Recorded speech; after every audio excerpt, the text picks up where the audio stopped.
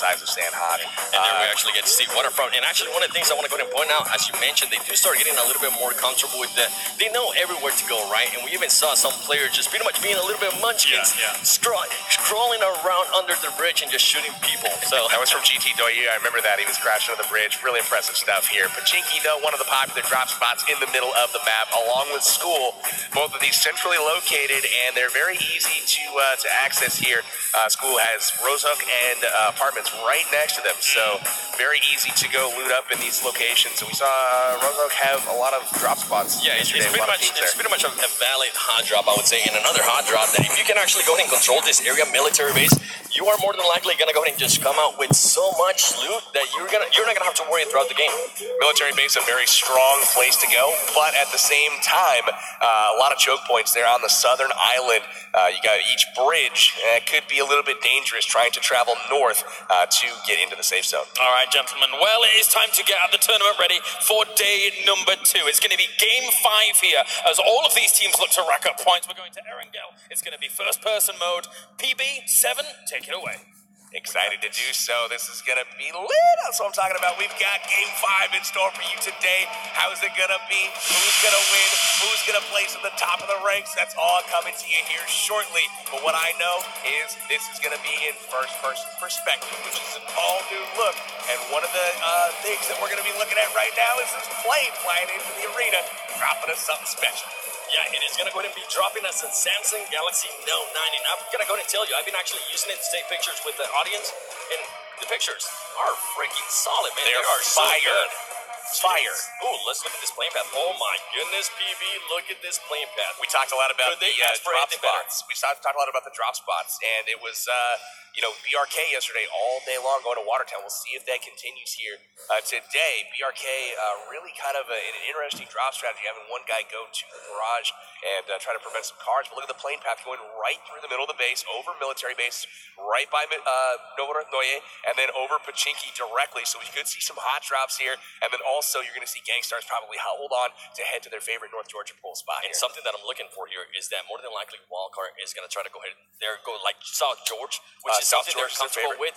Are they going to be able to go ahead and bring that momentum from pretty much the exhibition match they wanted? Can they go ahead and just loot up as much as they can? And also, are they going to go ahead and try to go for those kills? Are they going to go for the placement? Or are they just going to say, you know what, let's go for both? And look at this, no surprise whatsoever. BRK landing in Venice, Watertown, or Atlantis, whatever you want to go ahead and call it.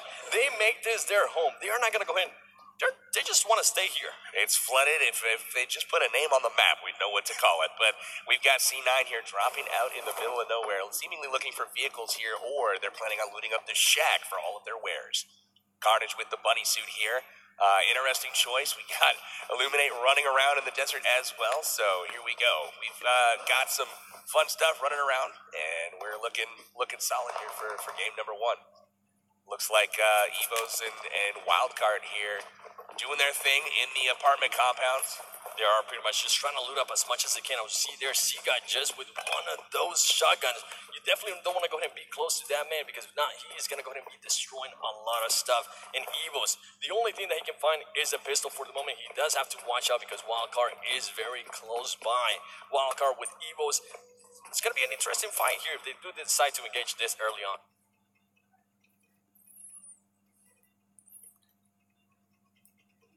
Indeed, you notice Cloud9 buried up there. Naya dropped from yesterday, but teams like LH Doyu, they did indeed go to the same spot they went all day long yesterday, and that was Noye. And now we see Sam here in the buggy, driving around, trying to get that split drop going on. They're going to hit up the shelter, it looks like. Yeah, something that more than likely want to go ahead and watch out is encountering, I forgot which player it was, but the player that pretty much squad wiped them on that exhibition match. You just don't want to go ahead and be there, but interesting here by them as they decide to just go ahead and go underground and loot up. I actually haven't seen that one in a while. That was Evo's Captain Ernie a little bit earlier doing some magical things on Sandhawk. He'll try to repeat that here today on Erangel. And Bull Shark, again, one of the standouts from Evo's. They're going to be in South George doing some serious looting right now. It is the DP-28, something we saw yesterday a lot, and also Seagun having that comfortable AKM.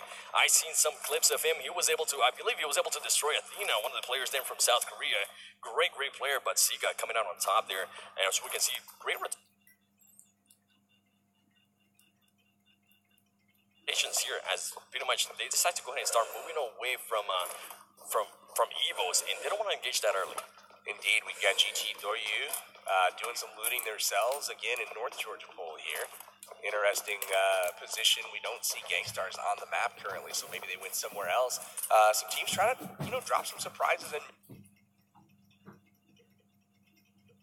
mix it up a little bit. Some of the common drop spots have been varied up a little bit. We also have some teams dropping where they are comfortable. Something I do want to go ahead and point out is that LHW and CBT.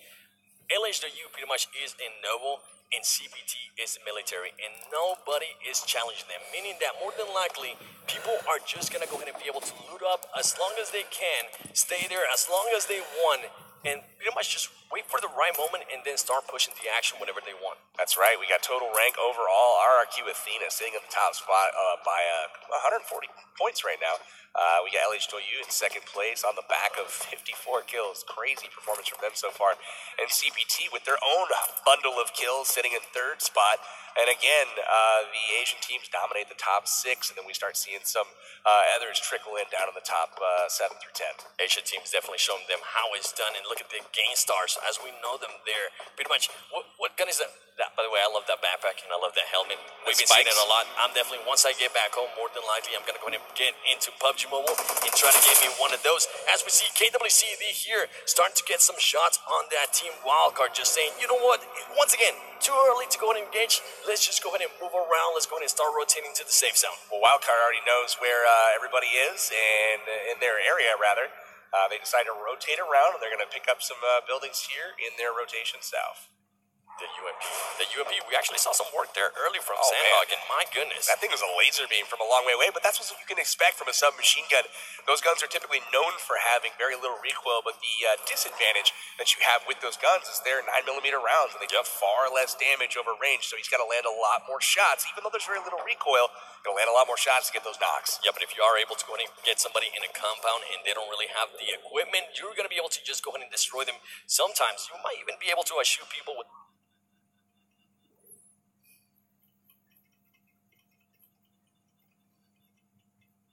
M4 up close and personal. Check it out. CPT down on the bottom of the side of the map here. We've got one player already scouting the bridge, leaving his squad behind. Very, very smart there to make sure that the coast is clear for their eventual rotation.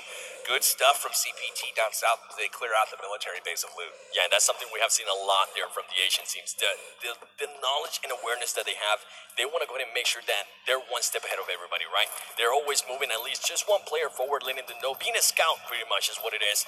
One player just going up ahead by himself, figuring out, hey, where's all the teams at? Where are you getting shot from? We'll come back and back you up once they think you are alone. Indeed, it's like they seem to know to rotate early, to scout it out, to basically make sure the coast is clear so your team doesn't run into that eventual problem. We talked about the potential bridge camps here. You can see the crate coming down here for Team Terra, and it's going to have a sweet little AWM in it. So they're going to go up and grab that here at the South George crates.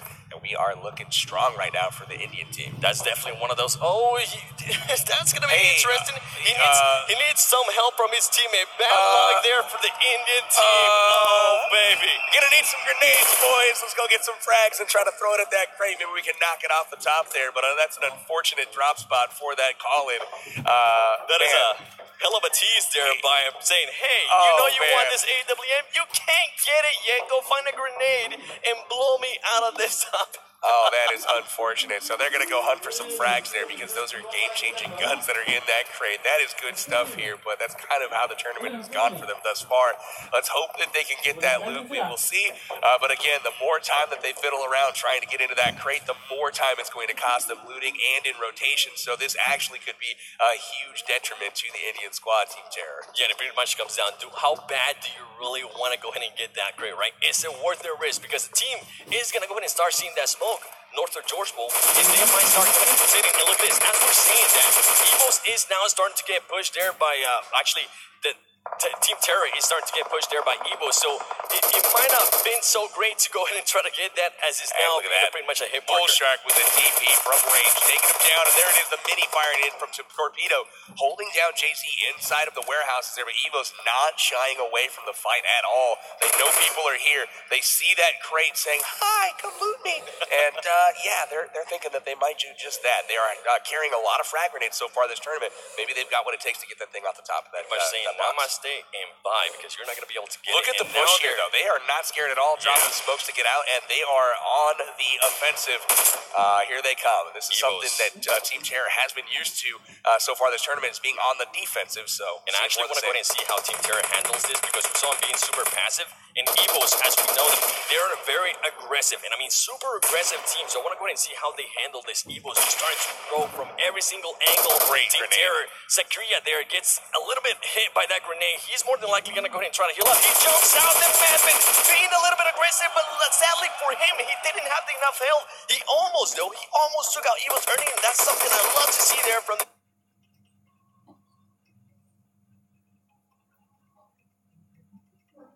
Team India. That was a good attempt by him, but unfortunately he left the ground, was in midair, and you can't really fire accurately when in midair, so he was able to get knocked, and it looks like Amit is going to take off. Look how this has played, PB. They actually pretty much switched spots. Team India, even though they lost some players, they are going to go ahead and steal the card that Evo's got there with. How have the tables turned, That's ladies right. and gentlemen? He's got to stay alive, though. Amit does not want Terra to head out in last place for the game one here in FPP. We shift our attention to C9. We've got Rolex and Kodo driving around. These guys have been split dropping quite a bit, so that's been their strategy so far. Rather than take on the strong LHW team down in Novo, which is their popular drop spot, they are choosing to split drop and loot up 2v2. Yesterday, they were able to get a 2v4 squad wipe against Korea Winter Chicken Dinner, so it paid off for them. They're wearing is something that I like seeing. Even for players, no matter when it is, whether at the beginning of the day or at the end of the day, it's something that you want to go ahead and see, because they get momentum out of that. They want to go ahead and start pushing more action. It gives them a little bit more confidence. One thing I'm seeing right now that's a little bit different on the map is Gangstars rotating extremely early, going very, very central in the circle. And that is something that's different from yesterday. They edged in for the most part yesterday. It did not pay off for them, altering their strategy already early today, getting that position. We'll see how that works for them moving forward. Okay, taking our attention to the BRK now, looting up, and Fusey, this is the same compound they got caught at yesterday, by C9, and they were able to find out of it pretty well. It is, and the rotations are pretty much starting to be around the same right now. We got our RQ Carnage over here being smart. I see those tires get shot from that UAC, and now they're getting Carnage is pretty much going to go ahead and back up, try to get a different angle. If not, watch his back, because it is only Carnage and Rolex here, as we do have Kodo there, and Sam starting to push up with them, and just give him a little bit of backup. They have grouped up now. C9 is a full force going up against RRQ here. Interesting spot for a fight early in the Pachinki Hills south of the city, and they are content to lob shots at each other. I wonder if even if they get a knock here, will they be able to advance and to capitalize on it, or are they just going to weaken each other's armor? And it seems like they're just intentionally. I think from these teams, especially from the North American teams, they might be a little bit scared there. They don't want to go and get their party. And you do have to worry about that, right? Because we saw that happen a lot yesterday. Are we seeing a 6 times AK spray from 200 meters? I think that's what we're seeing. We are. Yeah, that's, that's not going to happen, but best of luck to you. If you can get somebody from here, I think what he's trying to do is he's trying to tell them, hey, don't come anywhere near us, okay? We are madmen. That could be what's going on there, Carnage. It's sending a message. It's putting out some pressure, and it looks like Isong here trying to save the Jeep a little bit. Carnage putting out pressure, some suppressing fire, but those shots ultimately not going to land. We've got a potential engagement here between Gangstars and GT Doyu. This is a really interesting position for both of them as well. GT Doyu definitely coming a little bit there from the south on Gangstars. Gangstars more than likely hasn't even noticed them, and GT Doyu is trying to use that to their advantage. Gangstars definitely has to watch out. As you mentioned, they are starting to rotate a little bit early. Something you like seeing, but I want to go ahead and see if they continue to do that. But also, you got to be careful, because you don't want to go ahead and get flanked, as GT Doyu here might be doing. Team Japan way up north still in Zarki, looting up right now out in the blue, and they're content to just try to outlast. Amit from Team Terror did make it out, so you can still see 20 teams on the board, even though 3 of their members have been killed off. They're probably on that picnic area, just waiting patiently up in Zarki. Listening to some music. Something special there for PUBG Mobile. If you haven't downloaded, go ahead and do so. It is free. Go ahead and check it out. And GT actually says, you know what? I don't think we want to go ahead and push this yet. We're going to go ahead and wait a little little bit. But this madman, GT Greasy, does have level 3 everything. Level 3 helmet, level 3 vest, and level 3 backpack. So one of those gunfights that you might want to go ahead and say, do I want to go ahead and lose that this early, or do I want to go ahead and save it to the end of the match? That's right, GT Doyu. Content to rotate right now, try to grab some better position. They grab the hill, take the berm over here. BRK well within range here. This is a bad spot for GT Doyu. Not a good spot to stop for them at all. They do some changing of cars, grab another one, and they're out. They really put themselves at risk there. If BRK would have been quicker to snap to them, that could have been a really problematic spot there for the team from China. And something that I'm starting to see a lot of engagements here between cars, pretty much vehicles and players, is that players are now, instead of trying to get the people inside the car, they are going for the tires, which is actually very smart, right? You could always have maybe like one player shoot the tires and the other 3 shooting the people inside, or vice versa, because if you take out those tires, they're not going to be going anywhere. They're pretty much going to be sitting ducks in the middle of wherever they currently are. Yeah, you can find them out in the middle of a field in a real bad spot. You can see GT Ed here trying to move his car around. They're going to be running into RRQ here shortly, it looks like. We've got an engagement. Look at this, open field, G9 approaching. Wow, it's going to be right on top of him. There it is. Taking down the captain from... Almost takes him out. I believe he was able to go ahead and lay down there. RRQ Senior gets taken out there by GT Akan. GT Akan now, RRQ starting to back up a little bit more, as they do have to worry. They do not want to go ahead and get their part here. The question is now GTW going to go ahead and push, as now RRQ is going to also have to worry about Evos maybe coming out behind them. That's right. Chioshi goes down for GTW. We also have Senior down from RRQ. So trading knocks so far, lobbing grenades back and forth, smokes out to cover. Each team is going to try to patch themselves up and regroup here for another fight. We've also got squads all around. You've got BRK, you've got Evos.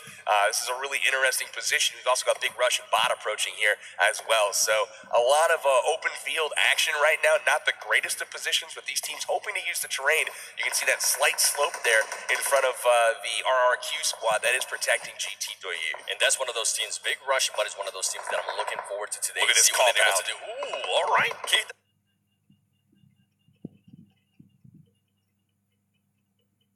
CD here trying to push the action. Oh my gosh, this is going to be just absolutely insane. KWCD being able to go ahead and get a kill there, the first kill of the game for them, but they have to watch out because one of their players is very low in health, and you do not want to lose any players at this stage of the game. This is a lot of teams at this compound, at least 3 squads here, possibly a 4th, but I believe it was Ernie got knocked out and finished. No, Ernie's still alive on the top. It was JC that got knocked. But yeah, unfortunate for Evos, they do lose a member here.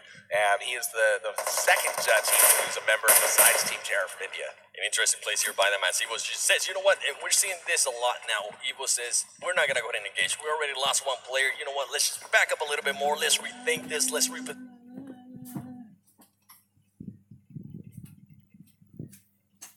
position, and then we'll go ahead and challenge you guys there towards the end of the game. We're seeing a little bit of a difference in strategy from yesterday. As you guys noticed, the zone is kind of collapsing on these buildings right here, and this is a battle for position. That's why these teams are willing to duke it out, willing to take the warehouse and the house there that are adjacent to each other, and just kind of content to hang out for a little bit, buy some time, see where the zone's going to go.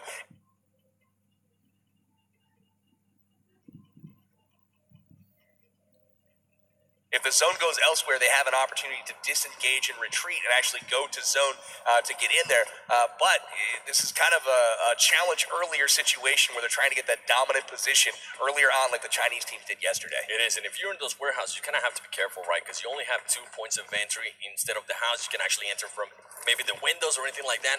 So it can be easier to defend, but also if they start raining grenades like they are about to go ahead and start doing, you definitely have to be careful. You don't want to go ahead and get caught. They might go ahead and bounce one of those grenades from the door, and it might just get you unexpected. Yeah, he connects. He drops June to half health there. June's going to patch himself up. So one of the things we were mentioned there in GTW, now starting to see those steady shots, ladies and gentlemen. GTW telling them, hey, we see you. You might want to go ahead and stay there a little bit longer. So Korean Winter Chicken Dinner knows that they had Evo's kind of lead, but they don't know how far they left. So they could have, people on all sides of them right now. They know GT looking at the doorway here. They have to stay hidden. Grenades pouring into this warehouse from the house right now. And C9, it looks like, is taking on Full Send, and they are squad wiping them currently. So 3 members, I believe, knocked from Full Send, and it's looking like they could be in some trouble over there. Good stuff there by C9 as they were able to go ahead and clear them up. And look at this, GTW now starting to push up. Zayskot gets caught a little bit in the open. He decides to run away and get behind a tree. You don't want to die here. You don't want to get caught, especially in that area right there where he had no cover. More than likely, his teammates would have just smoked out that area if he went down. But KWCD being super comfortable here on this warehouse, that's something you don't usually see from different teams. Check out this new zone. Ooh, Pubg. That's really going to favor C9. They're already in position right now, holding those hills very, very early on. They do want to try to finish off exclusive from Full Send before they go, but at the same time, in really solid position there for the NA squad. And something that I actually noticed there was Wildcard was already in vehicles and starting to rotate to pretty much the safe area. Early rotations that we're starting to see. Yes. Right now the city is open. Nobody in Pubg. We've got C9 on the hills.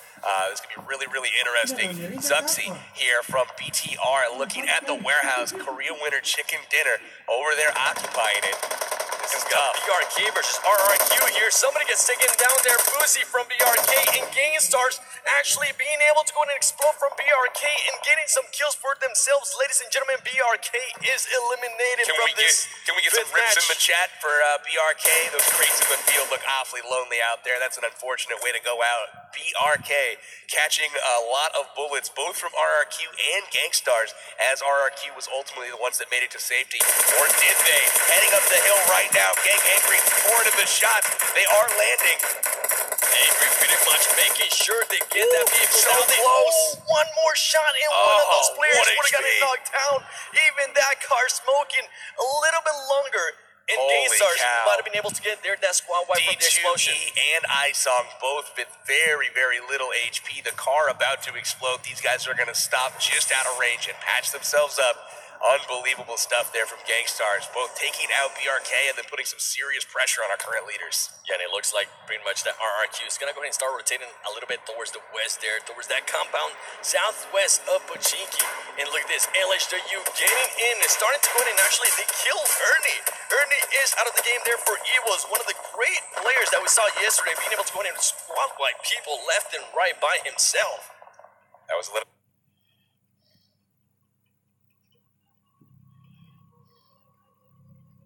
But unfortunately, LHW has rotated out of their drop spot of Novo.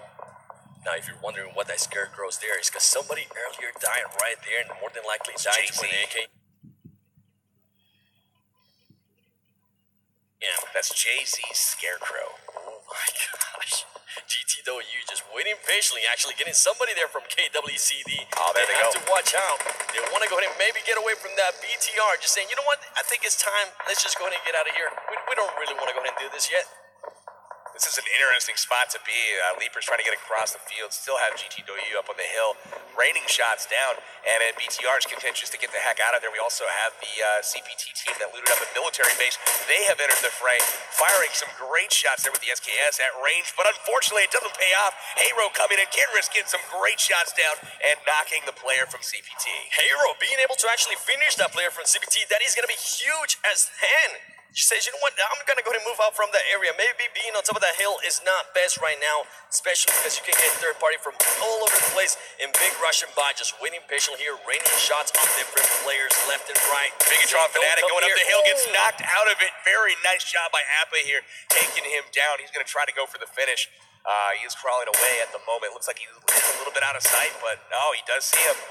There's just look at those shots. Beautiful accuracy here. Steady shots there by the finish. That was huge. Good range on that. It's a very nice kill. You want to go in and see that, and we saw that a lot yesterday, PB. People finishing kills. They didn't even want to go ahead and bait their teammates out there, saying, you know what, if I get you knocked down, I am going to go ahead and try to finish you off as soon as I can, because we notice a lot of teams getting a lot of kills. And look at this right here. Full Send now being pretty much pushed by KWCD. Is Full Send going to be able to hold them back? There you go, ladies and gentlemen. KWCD taking now their Full Send. He's going to go ahead and try to push a little bit more. He finds somebody in the corner. Pocket goes down. Wow. Nice work there from Korea Winter Chicken Dinner. Exclusive did a great effort there, getting a couple of knocks, but unfortunately it was not enough. June sneaks in, finishes off Ali Pocket to finish the squad there. Very nice job from them. 2 players left there from KWCD as we see the reaction there by Full Send, one of the favorite voted teams in to the tournament, actually. That's right. But bad luck there by them, and I believe they were in 20th place. More than likely, we're going to go ahead and start seeing a lot more action there in the upcoming games from them. And GTW keeping their eyesight on CPT. Are they going to go ahead and take the shots? I think they're just going to go ahead and wait patiently there. As they turn around, they see Wildcard coming up behind them. On the road, Wildcard has to watch out. Gets snuck up on Outsider, pushes him, knocks out Six God. Return fire, though, from Ed. Gets Lucifer. ACAD takes out Outsider.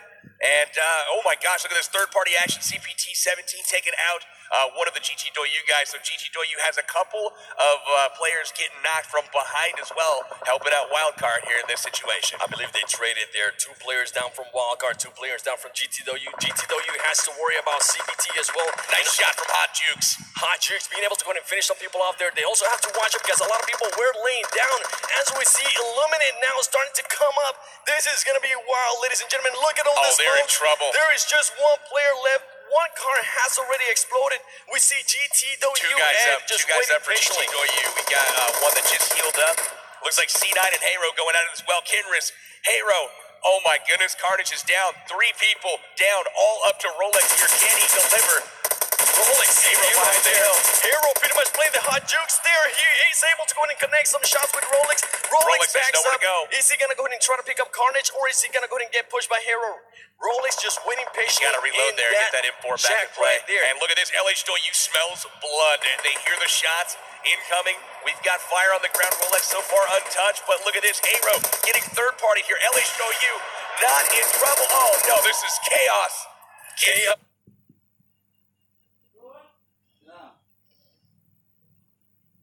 LZD. Indeed, and Rolex is pretty much playing it patiently here as he's throwing smokes. He doesn't want to get caught with this. Hero needs to watch out. They need to be careful because LHW is up on the hill. They realize that, and they're saying, you know what, we got plenty of kills right there. Let's go ahead and back up. Let's let LHW worry about C9 Rolex as he is the only one left for Cloud9. I don't think they know he's there.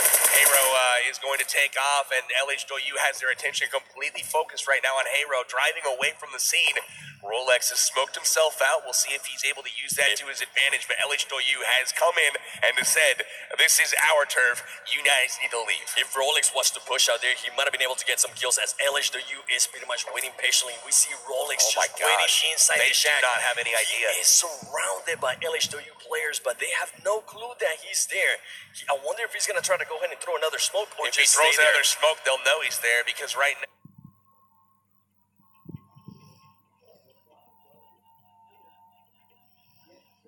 they have no clue. Look at this. They're all over, swarming the hill. But again, Rolex has not moved. It could be super tricky. I think he might be trying to get full health there by our birthday boy, Rolex. Hero was met with a nice, solid kid. They got knocked as soon as they moved there. And I also saw their C-God go down as well. We got Curly, Big Russian Bot going up against Wildcard. Wildcard gets taken out there by Big Russian Bot. Torty moving up. He almost is able to go and get somebody out. Look at this, Lucifer going back and forth. Lucifer pretty much just needs to turn around, get some shots in them, and he's going to go and try to do just that. He knocks him down. Lucifer coming in the clutch. 2 kills there from him. Lucifer. And he's chasing him down. No! Oh, Gangstars with the third party from the building next door. Huge from Lucifer, gets the squad wipe, and Gangstar says, yo, what's up? We're already here. This is our territory, and they knock out Wildcard. Some North America pretty much stabbing there as they just came up and cleaned him up, but to their advantage, Wildcard was able to go ahead and finish up those kills, so that is huge for them, even though they do finish in 15th place. That was clutch indeed. They were able to move up in rank, and every point's going to count right now, and they did rack up some kills, so that did help them out quite a bit, but Gangstars, their fellow North American team did them no favors, and we've got LHW Zen getting knocked here as well. And LHW now going up against BTR. Is he going to go ahead and try to pick up his teammate, or is he just going to go ahead and wait patiently? LHW is trying to find an angle on this team, trying to figure out where everybody is coming from, as he doesn't know where they are. He might be able to see it if he goes a little bit over the edge and just sees that cloud of smoke, PB. Wow, looking strong here position-wise from LHW, but we also have grenades. Look at that, they have landed. Canes goes down from Bigatron here. That's Indonesia's team, and more grenades being thrown in. That's one thing that is different by far from some of the other metas that we've seen is how many frag grenades these teams have. Indeed, as we see more players there from LHW go down, and LHWA says, you know what, stop killing my teammates, let me go ahead and get you instead. And now they're just trying to pretty much backtrack towards the safe zone. And something I want to go ahead and point out, did Rolex get taken out, or was he able to escape? I do not know. It looks like he may have gone down here. LHW still on the hillside and trying to get to the zone. Unfortunately, they're going to have to leave behind some players. Zone, giving them some serious problems at this point. As we see Illuminate getting some kills there on the Japanese team. GT getting Galaxy as well. People dying to the play zone left and right, ladies and gentlemen.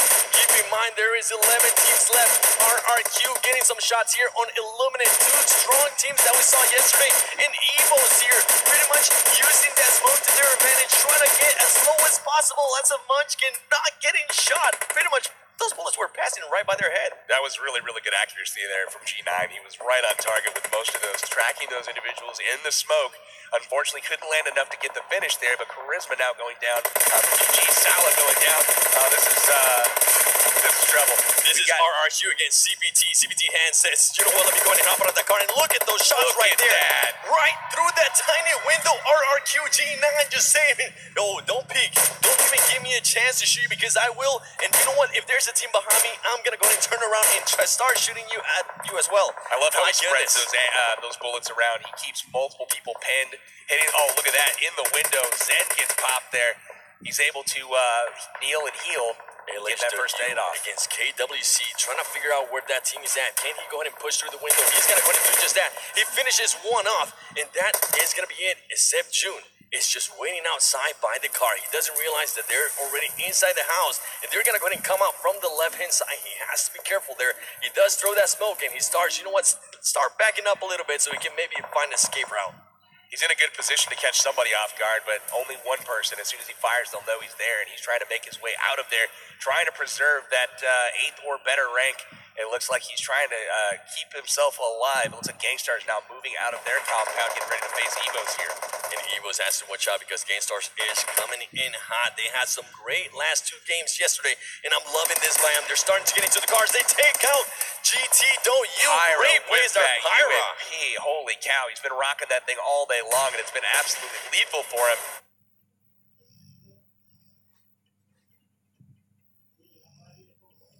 Han goes down to the grenade from GT Doyu. Akon, really nice grenades from him all day long.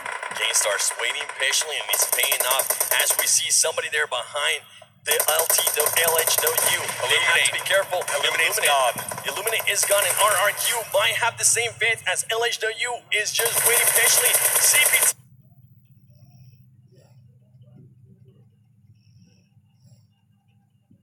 He's back down the middle of that fight as well, and look at this. LHWA is using those cars to their advantage. We have seen them do a lot of this. They always have a car with them. They don't mind getting it blown up as long as they can use that as cover. Gangstar's in trouble here. We got a knock on Ever Fury by G9 from RRQ, and again, the same familiar faces here in the final circle. All three Chinese teams, CPT, GT Doyu, LHW, all still in it. Ace goes down here for LHW, being knocked by RRQ. Athena, who is your current tournament leader, and they are vying for another chicken dinner here. This would be, I believe, their third of the tournament. Back to back to back. They want to go ahead and pull a Drake. Jeez, okay. CBT starting to push a little bit more, though, as we see Getting Angry starting to throw more smokes. He knew those were going to go ahead and fade, but he has to be careful as he does have RRQ very close to him. And look at this. They're just surrounded here. Getting Angry, making sure he's able to go ahead and pick up his teammates. Sute and Ever Fury are down.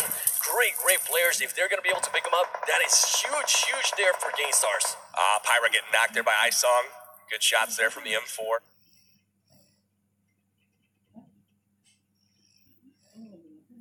Gangstar's in trouble. Zute also getting killed. Gangstars looks like they are going to be going out now. Ever Fury, Pyra all out at this point. Isong getting the finish. We are down to 5. We We are down to 5, and RRQ waiting patiently. They know they have LHW on their eyesight, and look at this. Now RRQ start pushing, and Angry go ahead and hold them back. Angry with the AKM, spraying and praying. Luckily for RRQ, G9, he is laying down. He wasn't able to get spotted there, but Angry gets caught as he decides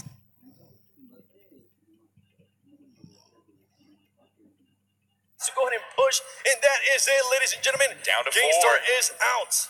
Here we go, RRQ, and then I believe the 3 Chinese teams still left in it. CPT, LHW, RRQ now getting some knocks there on LHW. They do have the numbers. LHW only has 1 player left, and CPT only has, I believe, might be 2 players, or 1 player as well.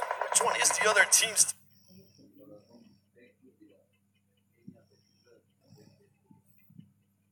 Still alive, GT. There it is, LHW getting shot there, and I believe they are out as well. GT Doyu still in, CPT in. The Chinese teams, again, dominant the top 3 of 4 spots, and RRQ Athena. The standings aren't changing after this game much, ladies and gentlemen. We are seeing more of the same here in game number 1 of FPP. Very, very strong here showing by RRQ as they currently have 16 kills. If they can go ahead and get this other 2, it is going to go ahead and be 18 kills on the first game of day number 2. And look at this. They're waiting patiently. They're going to go ahead and just lay down on that little grass and just say, you know what, you make a move first. Or let's just go ahead and wait until the circle makes it.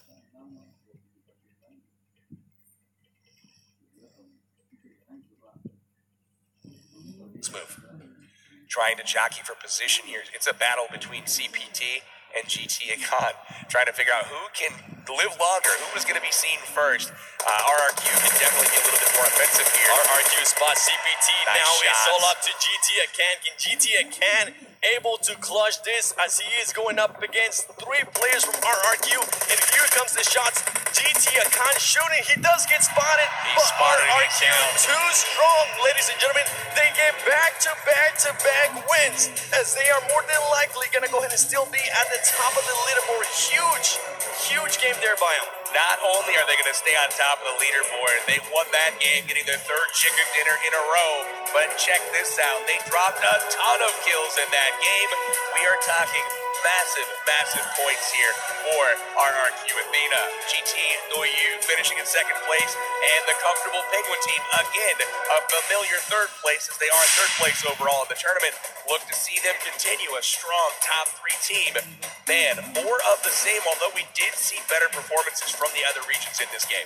Big statement coming out from our Eastern teams indeed. RRQ, as you say, now 3-time chicken dinner winners across day number 1 and day number 2, and also when you look at that, the transition from TPB to FPP is almost non-existent. They just breeze through it. They really do. They came out and they focused on getting the job done. They did just that, getting all kinds of kills.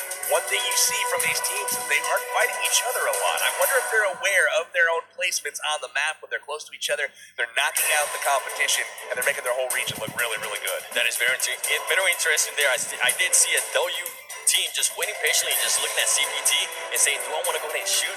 I saw one of them get knocked down. I don't think I want to go ahead and shoot them because I do have Wildcard behind me as well. So interesting place there by him. And something I want to go ahead and point out by RRQ Athena is that every single game they have won, they have gotten more than 14 kills. Yep. If they get anything below 14 kills, they have not won. So it looks like aggressiveness is paying off for them. Yeah, 16 kills, 14 kills, and almost 20 kills here in this final game at the moment. And as you guys mentioned, with those standings, I'm sure not much is gonna change up. Gangstar's getting themselves 5th, behind GT, behind CPT, behind LH, but overall, powerful stuff coming out from the Eastern teams. What did you make of our Western team's approach when it came to this game overall? I like the adjustment in strategy. I felt like a couple of them came up against hard breaks this time. Wildcard getting a really clutch finish there, finishing off one of the spots in the house, and then immediately getting third-party there by Gangstar's, their North American counterpart, not doing them any favors. Gangstar's getting cruising to the 5th place finish. We got some highlights here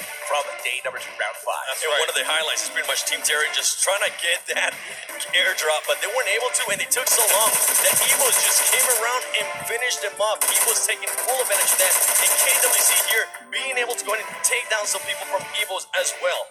Evos had a solid game once again, but unfortunately they did lose somebody early over at the compound just north of the bridge.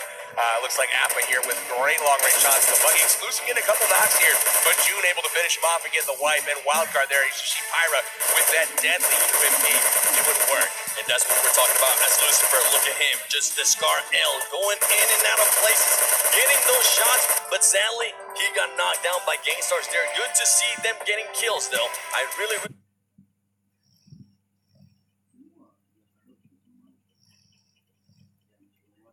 like that as we see that a second time, and RRQ just with the steady shots there through that tiny little window, blowing up cars left and right, and just pushing the action at all times. They weren't afraid. Yeah, that's right. I was thinking the same thing when I shot that shot there from G9.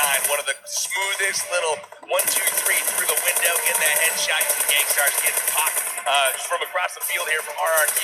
And again, RRQ not letting up, taking out a comfortable Penguin team, and then again pushing the aggression here against the final showdown at GT Doyu in the final circle. Look at my boy there from India. Namaste, my man. Thank you for coming to the show in Dubai. Wow, what a game one. It's one of the toughest finishes as well, right? In those kind of field moments that you actually see. We did have a field moment yesterday northwest of Gatka, but this is a field with no hay bales. Nothing like that. It's all prone, all lying down in those wheat fields just a little bit and having a hard time. That's right, as opposed to yesterday where you saw the hay bales and the straw that's out in the field. There were people actually crashing those with cars as if they were a big building or something. It's just a hay bale. But today, no such luck. It was out in the open. Yep. You saw CPT at the end trying to hide, eventually being discovered. And the same thing from GT Doyu Zakan. You can't hide out there in that little straw. You can, but I did notice that RRQ was able to take a little bit of advantage there of that, just pretty much waiting prone. Once Gangstars decided to go ahead and push, then they started shooting, got up, and just pretty much wiped them out. And then they pretty much were able to use that momentum that pushed them towards the win. It's really good awareness, too, to know where those players were not, because they had just gotten done wiping out Gangstars that was on the one part of the circle, and then they knew that these guys had to be on the other side. So they found them, they killed them. Absolutely. We can take a look at some of the standings as well here. Not only our kills, but also standings as we continue things on here for the Pubg Mobile Star Challenge. And LH Doyu, with the ranking in terms of kills, is able to take that top spot so far. But RRQ Athena overall has just absolutely racked them up over the last 3 games. In the first 2 games, it was only 2 kills and 1 kill, but then the last 3, they've absolutely turned it on. Hey, absolutely. You can see the Chinese teams, the Thai teams really doing strong work. I got a big shout out for Big Russian Bot getting 24 kills. And then also you see creeping into the top 10 now, all 3 North American teams, Gangstars, Cloud9, and Wildcard in double digits now in kills. Nowhere near the Asian teams, but that's promising for their progress moving into day 2. They're definitely starting to go ahead and use that first-person advantage to their advantage. And as we still see LHDU just getting a bunch of kills. And something I want to go ahead and point out is that LHDU is getting a bunch of kills, but they are not getting the wins. Sure, yeah. And that's something that we even saw yesterday. They were able to actually go ahead and get 2nd place. They got, I believe it was 8th place as well, getting a lot of kills, but not wins. Are they going to go ahead and start mixing it up? Do they not want to go for that many kills and just wait towards the end? I feel for them a little bit. I feel like they have the gun skills. They've outshot pretty much everybody, but they have not been blessed with those final zones, always finding themselves on the move. You see G9 here and 17, one from RRQ, one from CPT, both of them a pretty stark contrast there in squad kills, 18-3 in favor of RRQ Athena, and that's going to snag them that first place chicken dinner every day of the week. RRQ G9 definitely ready right there with his fist up saying, come at me. We can definitely back it up. One thing's for sure though, at the moment, these 4 teams that are standing at the top are running away with it completely. And now, I've got to ask you guys, do all these other teams have to be extremely concerned as we now take a look at the standings from this game, of course, 770 points from RRQ coming in at the top there, and that means now that they're going to be propelling themselves so far into the lead. They already had a pretty sizable advantage, and again, 330 points on just the 2nd place team here. GT Doyu, LH Doyu, again, second and third, and then CPT, the other team from China, in fourth place there. So they are extending their lead, making it more difficult to be caught. But again, you see Gangstars making an appearance in the top 5 there. Solid performance from them, and Wildcard hitting number 10. Yeah, I want to go ahead and see if maybe Cloud9 starts waking up a little bit there. We saw them kind of going off there early, being on the, pretty much not being so aggressive. When they did, when they were aggressive, it didn't work out for them. So I want to go ahead and see how they readjust here for the upcoming 3 games. Again, if we look at the points overall, though, which we'll get to look at in a moment, these 4 teams at the very top, even coming into today, with 300 points ahead of 5th place, which is pretty crazy difference to say the least. So if they continue doing this today, they are a class of their own. They really are, and big shout-outs here to GG Gamers that came with another top 10 finish. We've got ourselves the total score, and RRQ Athena has shot up. They are now a chicken dinner ahead of everybody, almost 500 points ahead of second place, which is LHW, and this is really, really, really something. Again, that big divide between 4 and 5th right now. These 4 teams, just amazing. Yeah, and it comes down to our team's going to go ahead and start challenging them. They pretty much know LHW is always going to go noble. They don't go ahead and challenge them. CPT is pretty much always going to go ahead and go military, at least from what we've seen, right? Are we going to go ahead and start seeing teams like Big Russian Bot, Old Gangstars, or Bigatron going to go ahead and start pushing the action super early and trying to knock them out early? That way they don't get the points, that way they don't get the kills, nor the points in placement. We saw LHW get pressured earlier on Sandhawk early on in a game, and the results were not in their favor. So we'll see if maybe teams switch things up. They know where they drop. Bigatron here making an appearance in the top 10 overall. They're sitting at number 9 overall, so big props to them as well. GG Gamers is a team that I'm looking at to do well. They had a couple of inconsistencies on day 1, finishing very low in the rankings, but other than that, they've had pretty solid top 10 placements overall. Aside from 117th place from EVOS and Illuminate, those 2 teams as well have been extremely consistent, right? They have constantly been sat in that top 10, in that top 5, fighting it out to gain themselves that kind of 5th, 6th spot that I think they're going to hold for a while. EVO's Burnout's been a really, really solid team, and they're one of the most feared teams in Asia. If you ask any other Asian team who is the team that you most don't want to fight, it's EVOS. And EVOS, again, coming in today, a really solid performance. Yesterday, we just had that one outlier where they got knocked out early. A little bit of, unfortunate things happen in Pubg, and that's why we play 12 games in order to find our winner, because you just never know what is going to happen in this game. Overall, a really great tournament for them. Yeah, and I should mention, it is an outlier because they did win the first game yesterday, and that was a huge thing. So I want to go ahead and see how they come out on game number 2 of day number 2. Can they go ahead and get that another win? Maybe bring up the momentum. That's something I mentioned a lot. Teams will pretty much feed off that momentum. It's something they want to go ahead and just get that little edge, give them more confidence, and just start pushing the action a lot more, getting those skills, getting the placement. They need to go ahead and start doing that if they want to go ahead and challenge RRQ. One thing I want to point out as well, we've had a lot of focus on the Chinese teams here. They've done extremely well. For good reason. For good reason. But check this out. 4 of the 5 chicken dinners so far going to Thailand. Indeed. All right. Well, thank you very much, gentlemen. Let's head down to the stage as our interview is ready as RRQ continues to dominate.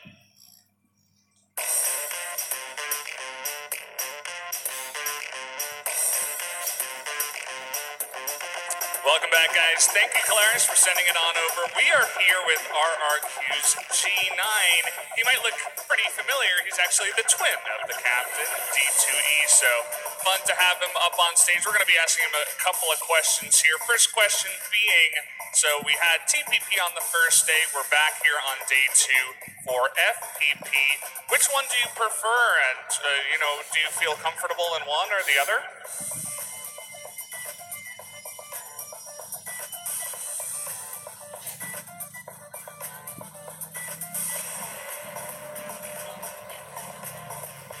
ชอบเล่นแบบ FPP มากกว่าครับเพราะว่าสามารถเข้าไปยิงหลังคนอื่นได้ง่ายกว่าครับ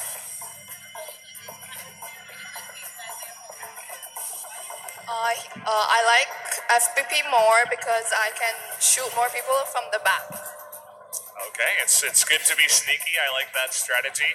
So, second question being, you guys are now almost a full chicken dinner ahead of every other team. You're very far ahead right now, halfway through the second day. Do you guys have confidence that you can win the entire global finals?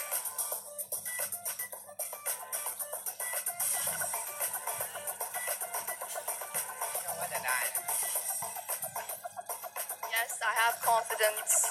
Okay, well, there you go. That's nice to hear. Good that you do have confidence. Give it up for G9 and the rest of RRQ. So, guys, we are going to go to a quick commercial break, so I'll be right back in just a moment. Stay tuned.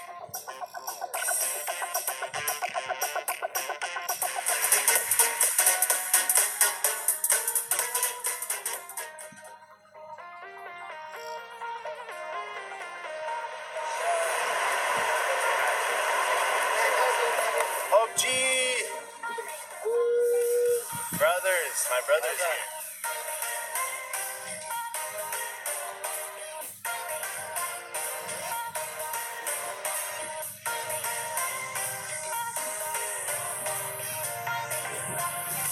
Here we go. Where are my other people at?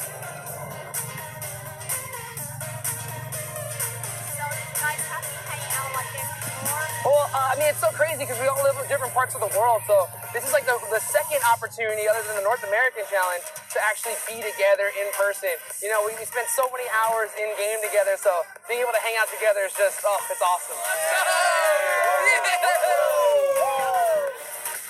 I'm excited. I'm excited.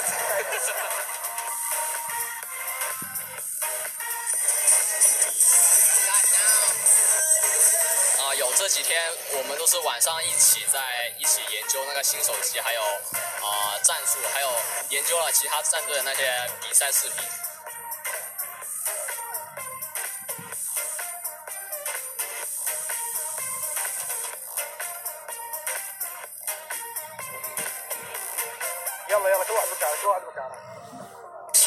And thankfully to PUBG Mobile, the campus championship that was held in India gave us the opportunity to come here, and we are really excited for the PMSC Global Finals, and we really hope we can win it. 이게 1회로 끝나는 게 아니라 2회, 3회 계속 이어질 수도 있으면 좋겠고 저희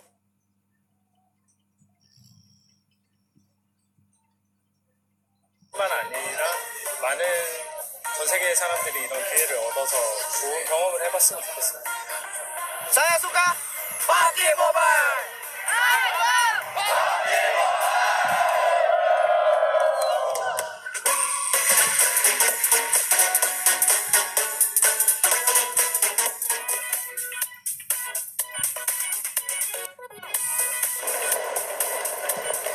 Actually, we practice more and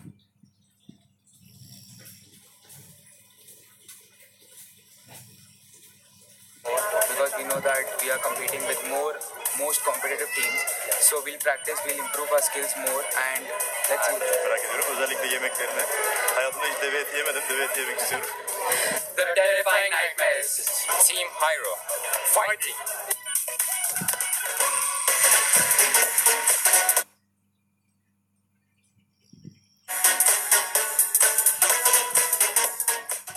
The new Galaxy Note 9 has more power than you need. Like a remote control for a phone. Why would you? Oh, that's why. The new Galaxy Note 9. It's got more power than you need until you need it.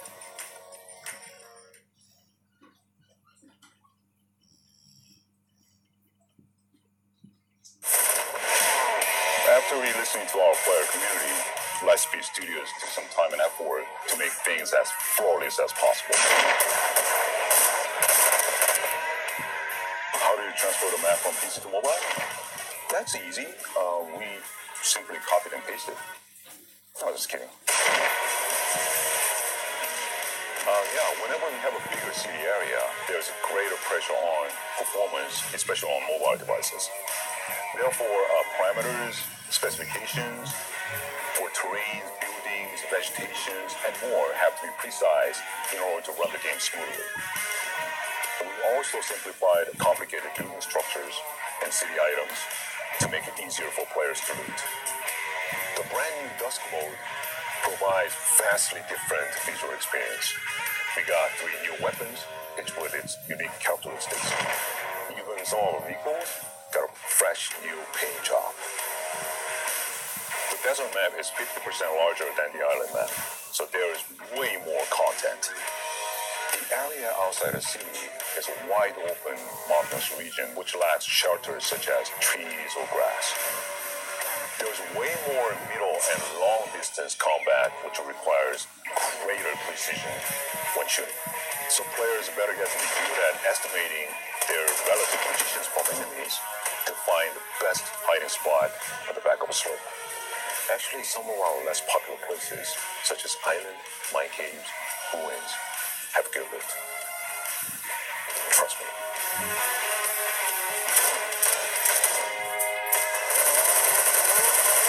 This new map is awesome. So we constantly working on stuff during the daytime, and then we stay up all night playing. Who needs sleep?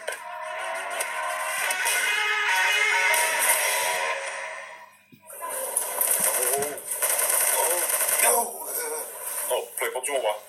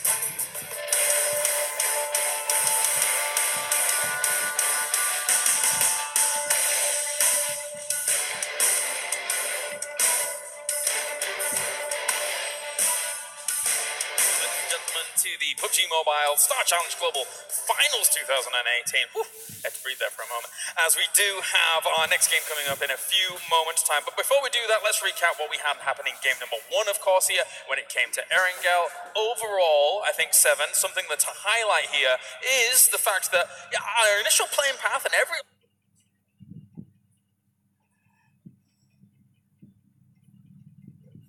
option available to teams was very, very open. Yeah, let me go ahead and just use my Samsung Galaxy Tab S4. As you can see right here. Check it out, ladies and gentlemen. This playing path, we have seen LHW just pretty much landing in Novo every single time. And we also saw the team from India pretty much taking way, and I mean way too long right there. And you just can't do that, as we saw Evo's just starting to push back and forth, so.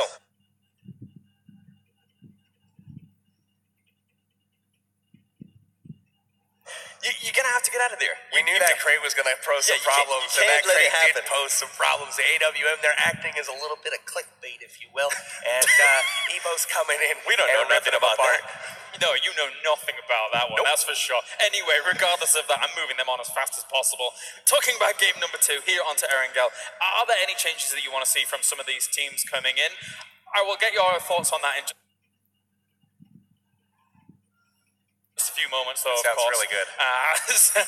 We're going to introduce some of our other teams that you may not have seen yesterday, but we want to hear a little bit more from them.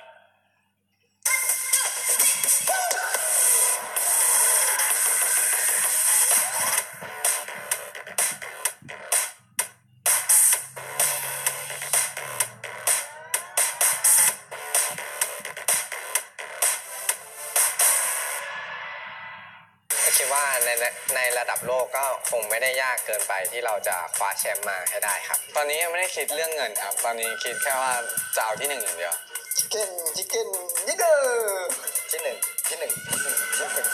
ก็เราอยากฝากให้ทุกทีมนะครับคือระวังหลังพวกคุณให้ดีครับแน่ๆเราจะไปยิงหลังพวกคุณเองครับวินเนอร์ชิคเก้นวินเนอร์RQไฟติ้ง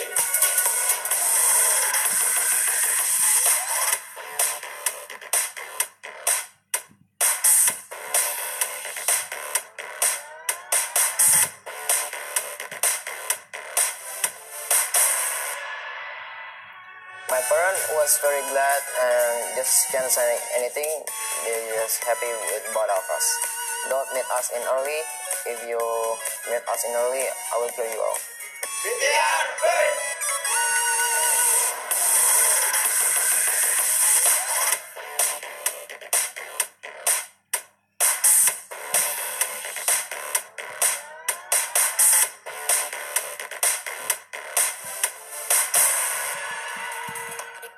It gives me goosebumps to be in an international tournament with him, and it's really exciting for both of us to be in the BMSC Global Finals, and a really proud moment for both of us brothers to be here representing India. I want to thank PUBG Mobile for hosting such a big event at such a large scale. Me and my brother are very excited to face the other competitive teams. So we won it in India, and we hope we won it here. So let's go, brother. Let's win this.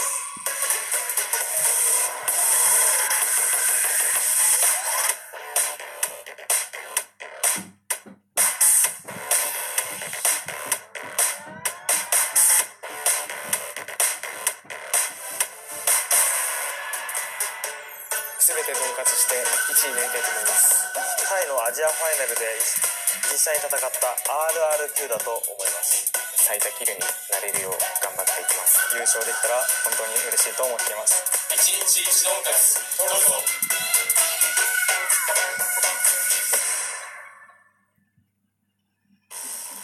Once again, always great to hear from them, and we're about to get into game number 2 of the day here on Erangel for the main tournament itself, and we're going to see if our Western teams can go up against what the East is bringing. It is difficult.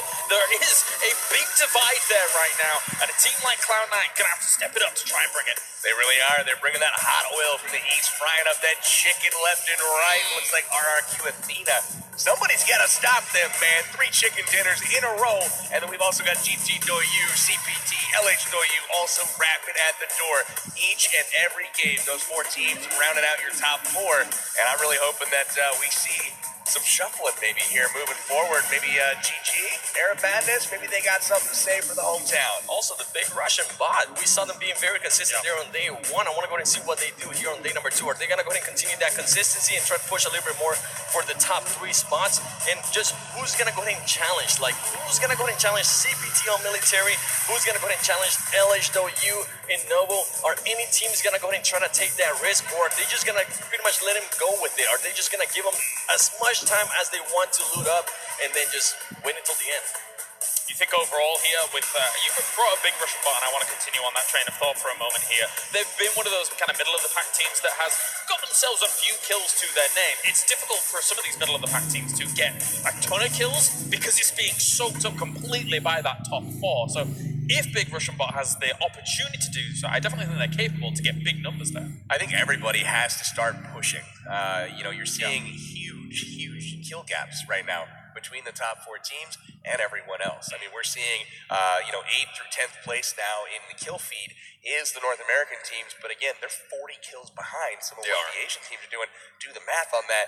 That's basically a full game behind if you look at like a chicken dinner in points. Definitely, and also something to go ahead and point out, right? After this game, we are going to be halfway through the tournament. Yeah.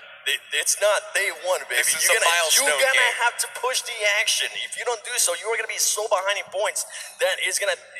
You're not going to be able to do anything. Exactly. You almost need to, I guess, make a Hail Mary from this point on if you're kind of middle of the pack, because some of those middle of the pack teams are almost 1,000 points, 1,500 points behind some of those front runners. Yeah, they really, I don't think the play styles have been, it's been an interesting thing. The aggression of the Asian teams, it's just really set them apart. So we'll have to see how it goes. I'm sure we're going to have some stuff to see here shortly. That's right. Well, let's get into it then. As you mentioned, it's going to be a milestone here going into this next game, as we will be at that 50% mark. And overall, I want to see a crazy plane. I want to see a plane not going through the middle of the map. Right. Because actually, all the way over the southern island, not touching anything. The planes have been really generous, Seven, so far, I think, for the teams. They have, especially the last one, as we were able to see it there on the Samsung Galaxy tab.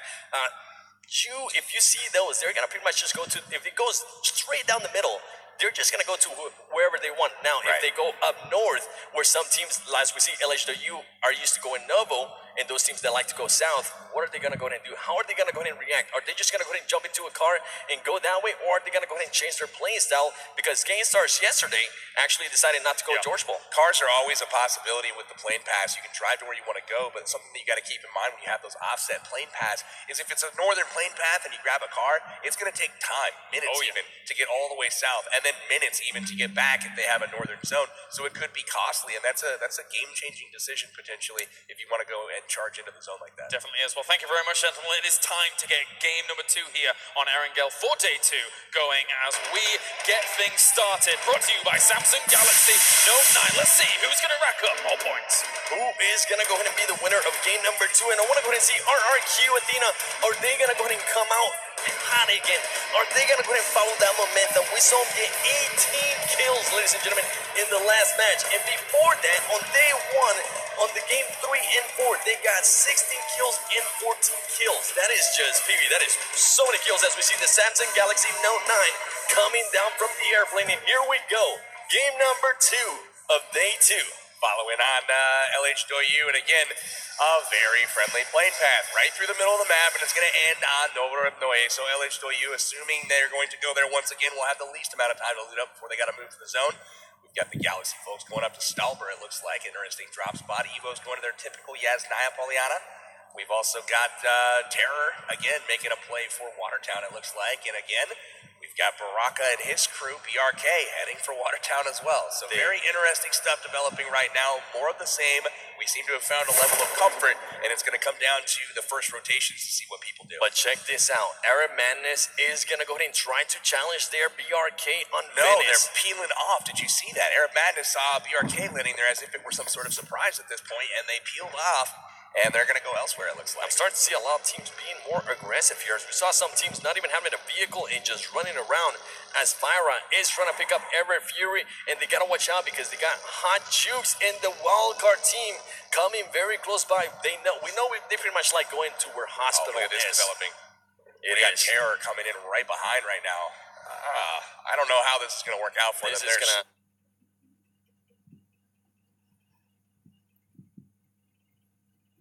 to rotate. They've got two squads ahead of them already doing their thing. This is definitely going to be interesting here by Terror. Something that we pointed out yesterday is that they don't like being so aggressive. Even though when they are aggressive, it works out for them. I wonder if they're going to go ahead and change that a little bit.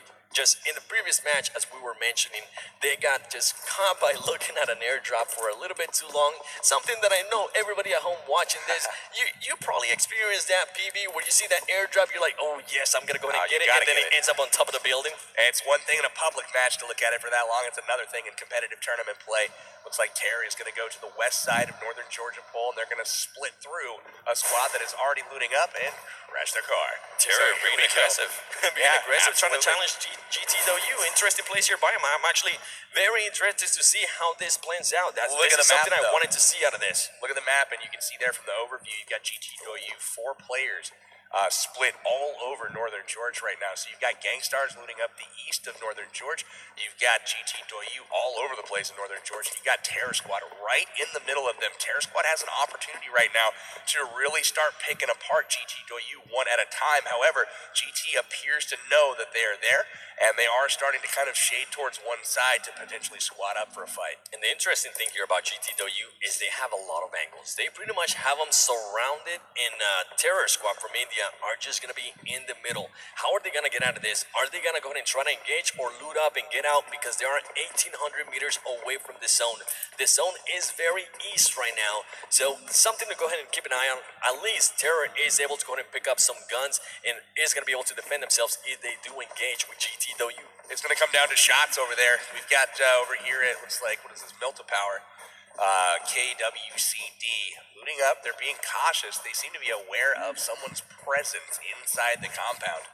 Waiting to see who that is. It looks like Illuminate looting up the main power building, control room. And trying to be a little bit more cautious here. Not JCC trying to get caught. is in a bit of a predicament right now. He doesn't even know it.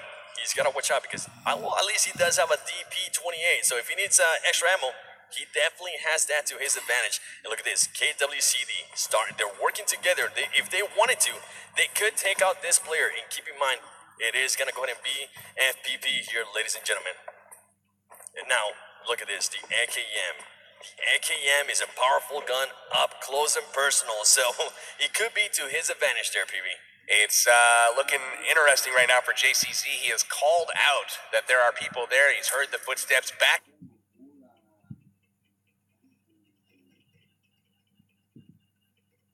Off a little bit, and it looks like just now they're going to announce their presence. Just as lobbing grenades into the warehouse, and Illuminate right now caught with one player out, but he has grabbed a Jeep, and he has headed off back to safety of his squad, who's got a smoke waiting for him. He grabbed that UAC and got out of there as soon as possible. My goodness, that was actually super smart plays there by Illuminate's player. And look at this, they are on top of this building. If anything, they do have the height advantage, and they're also still looting up that Mini 14 as we've seen it. A great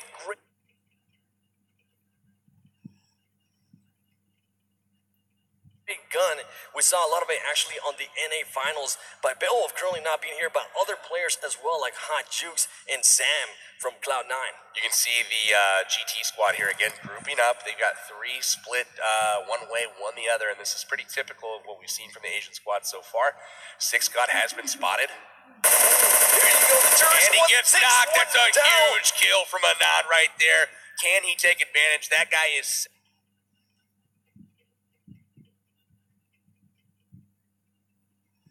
separated from his squad, so there is an opportunity here for them to go get an early finish on one of the GT Doyu He squads. decides to. This is what we're talking about. They're being too timid. At this point, he is by himself. He needs to go ahead and try to push the action. This is huge for them. I want to go ahead and see if he's able to, but look at this. They give him enough time, and now GT Doyu is starting to flank around. It looks like the terror squad there being a little bit too timid still. I wonder if he's going to be able to notice here this player passing by. Man, a little bit of an unfortunate break. Anon getting the great kill, and it's at this point, we've had quite a delay. They've rotated all the way from the other side of the city, and well, we'll have to wait and see what's going on. He's looking both ways before he crosses the street. It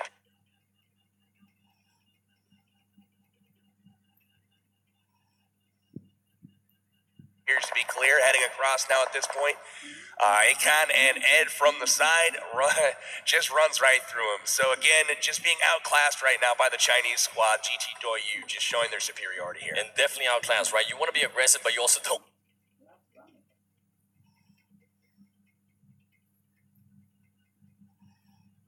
want to run out in the open like that. If you can, maybe throw a smoke or try to find a different angle and try to find some cover. If he would have maybe rushed a little bit sooner, he might have been able to go ahead and get that finish because GT Ed was not ready for that engagement. Those players were not there. He wasn't on top of that building. He wasn't going to get a shot by the car, and the car went over with one player, Shushi, and picked him up. I mean, really solid.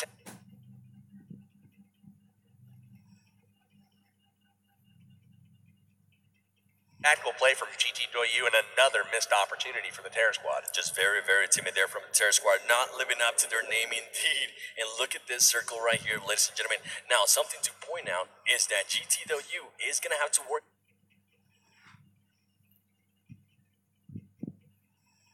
about gangsters when they come out. And look at this. GT God taking people down left and right with that UMP.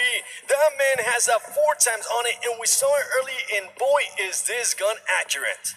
That's really impressive stuff here. Six God getting avenged from his own knock here. He is not really going to want to put up with it. And look at it. This is the aggressive play we're talking about. This is what we want to have a knock, and you see immediately the squad snaps to it. They know they've got him on the ropes. Grenades come in. The vehicle rolls in. Their squad mates come in. You see him enter the house. Six God go.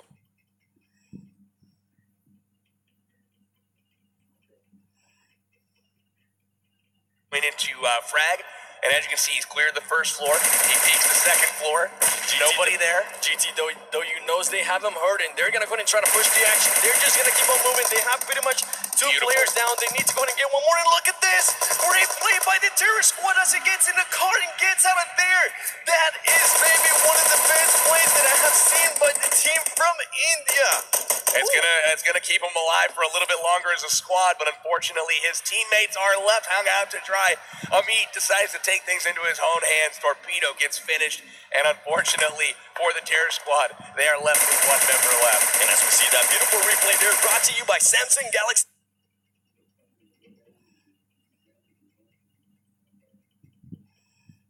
Note 9 just destroying people with that UMP in the 4 time. One of the guns that I'm starting to see a lot here on this competitive games. And talking about competitive guns, we got the Mini 14, which I believe was a 6 time. I wasn't able there to double check, but Illuminate, they know they got KWCD there by Milta Power. Are they gonna go ahead and wait it out? They are in the zone, so they don't have to worry about moving. I love how they park their cars.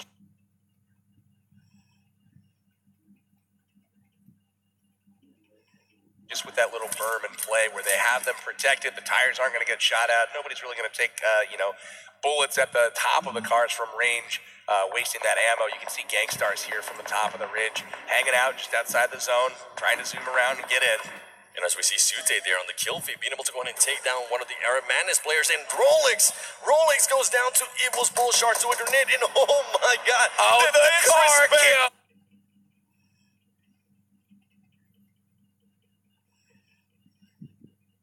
Oh my goodness, Ever Fury, he is not having any of it, and he decides to go run him over. You gotta love it. The disrespect there by Gainstars.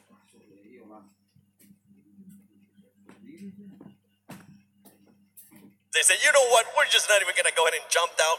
I don't want your loot. I'm just gonna go ahead and run you over and just go with it. You know Northern George provides a lot of loot when you're not even bothering to stop and pick up that extra ammo and extra weapons, man. He just ran him over, a little kaboom, kaboom, and he is off into the distance. Loving those sound effects. Definitely loving them. And look at this. Galaxy just pretty much waiting patiently, looting up. We have seen them in interesting spots. We saw them very northeast earlier, and it seems like they're still there. And look at this fight right here. Cloud9 going up against Evos. Cloud9 already has lost one of their teammates as Rolex did get naded and got destroyed there by Evos early.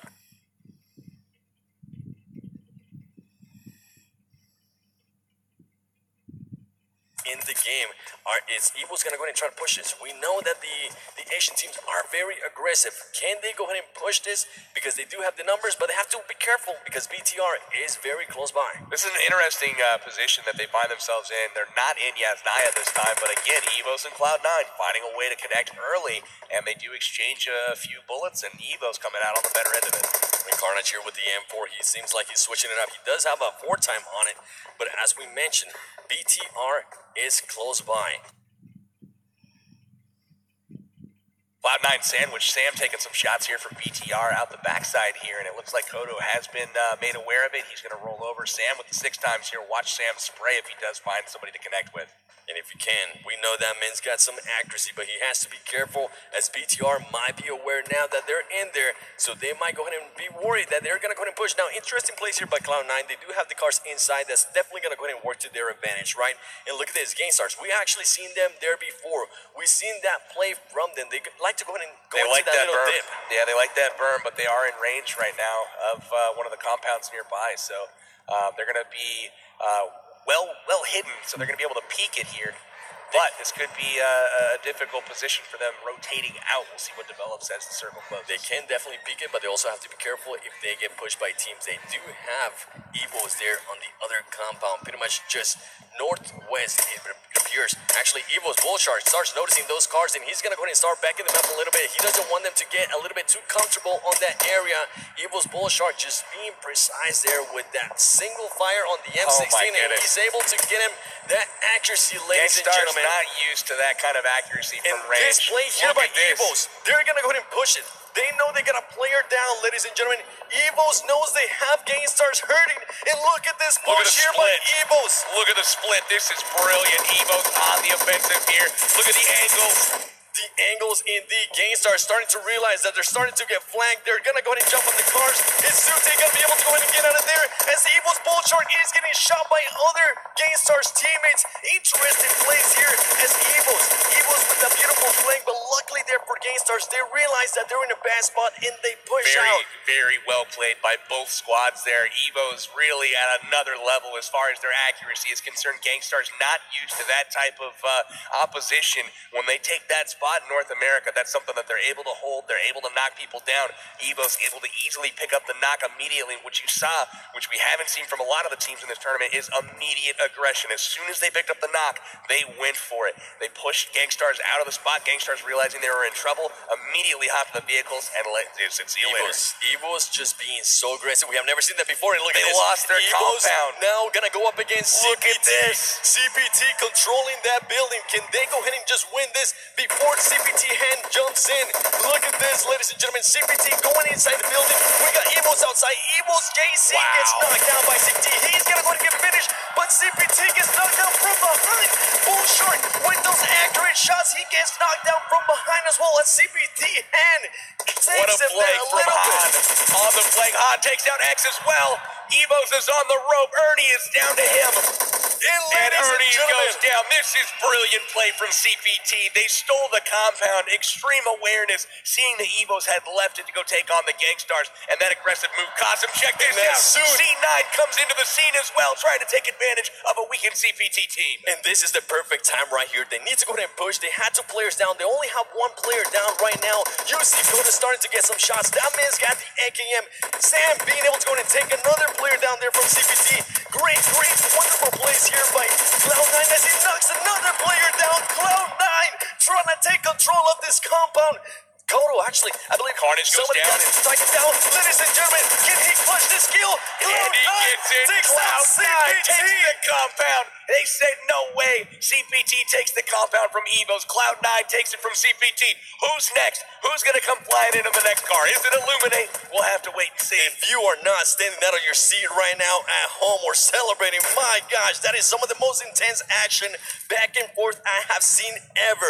And here it is, still under fire. Illuminate indeed does show up. And C9 in trouble. Their tires being flattened right now. They have nowhere to go. They are stuck at this point. And remember, they are a man down as they lost Rolex a little bit earlier to the grenade. They are, and I believe they're actually 2 men down now with Kodo being up, and I believe it might have been Carnage as well. So Carnage actually, Kodo is the only one left from C9 there. Huge hit by C9 as they were able to actually go ahead and secure 3 kills, but you gotta go ahead and kind of think about it, right? You know what's crazy? Worth it. You know what's crazy about this game is we've seen so much action, we've seen so many great plays, but look at how many teams are still alive. 18. This is a huge thing. If C9 goes out now, they're going to be 18th place. It is. It seems like they've done a great job, right? But we're still at 18th place. So many teams left on the board. Once we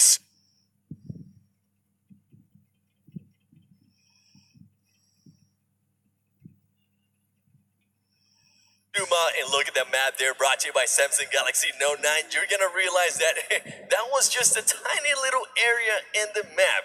There's still a lot more teams getting readied up and trying to figure out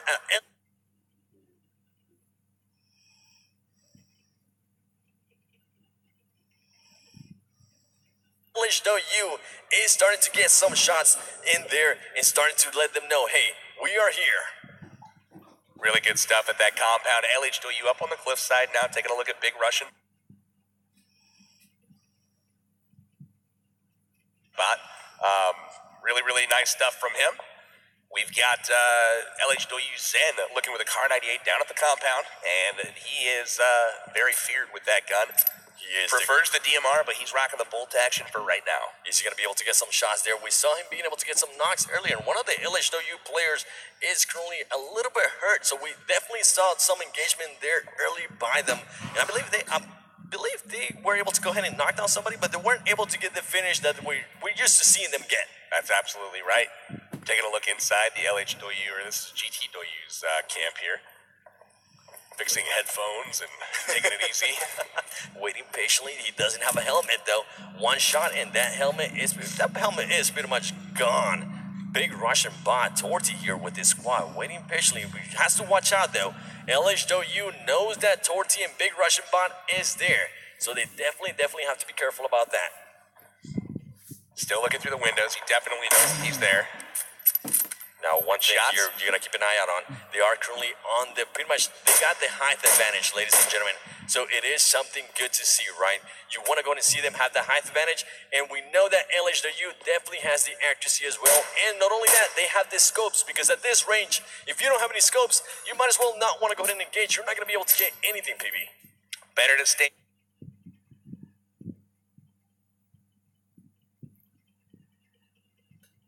hidden and not show yourself than peek with a red dot or a holographic sight. These guys are all rocking 4 times and 6 times scopes from range.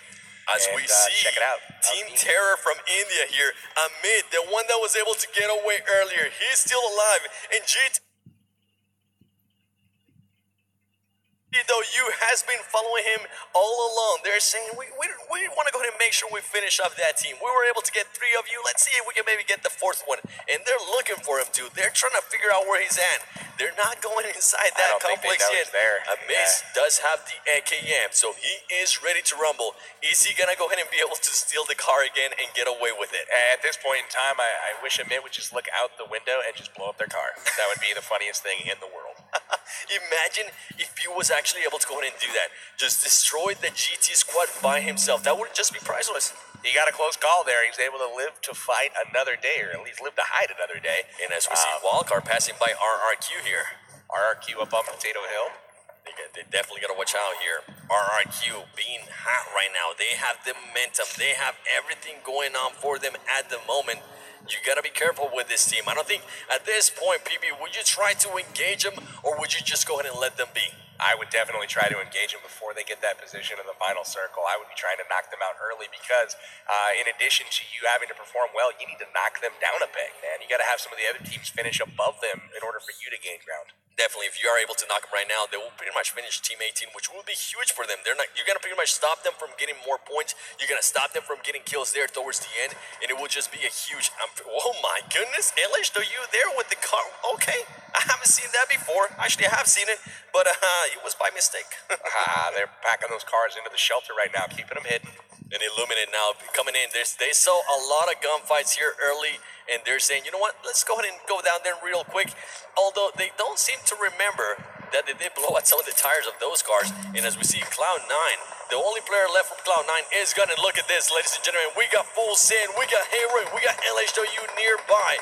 Who's gonna go ahead and be the first one as we see Gainstar start to shoot some people from BRK and LHW? We see them consistent. We see them knock people outside cars. Can they go ahead and do that here as Hero is trying to run away? And look at that, Gangstars has knocked out and finished Team BRK with another subpar performance in Game 2 today. And they were definitely looking to do a little bit better. And Kodo actually being able to go ahead and knock somebody down there. He wasn't able to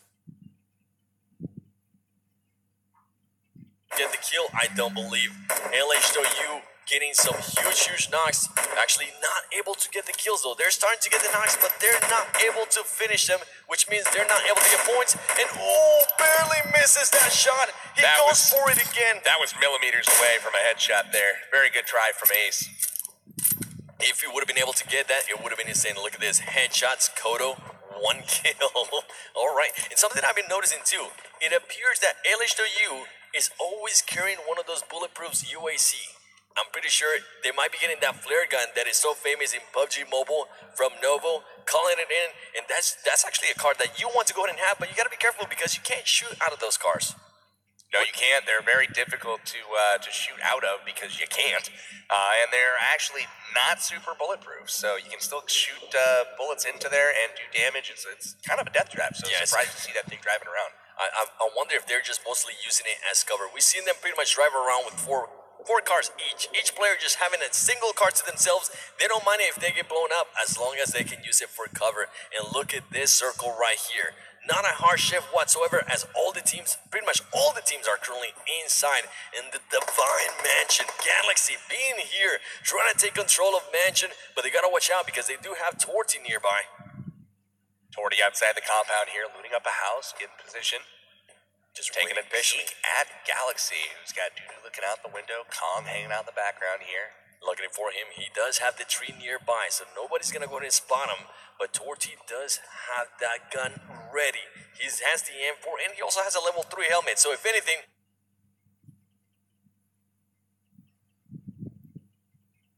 he is going to go ahead and be able to take some shots, but they have to watch out because the Japanese team is going to come up from behind, and they could actually go ahead and get him. Now, keep in mind, this zone is going to go ahead and move here shortly, ladies and gentlemen, and it looks like he's going to go ahead and be going to Yasnaya. This zone is going to Yasnaya, which means a lot of teams are currently outside the zone, PB. Looking strong here from LH. They've got the cars down in the tunnels, and they're going to be bringing them out. Korea Winter Chicken Dinner lurking close by here. They're going to happen to see them. Yeah, they know they're there. June's got that UMP scoped in from a distance. That's one of them in the shining weapons today. Pyra's been rocking it. June's been rocking it. We've seen some really solid UMP play from all players today. That's something I love seeing about LHW. They pretty much, as soon as the zone moves, they say, all right, everybody, roll up. We're going to go ahead and get out of here. We do not want to stay here whatsoever.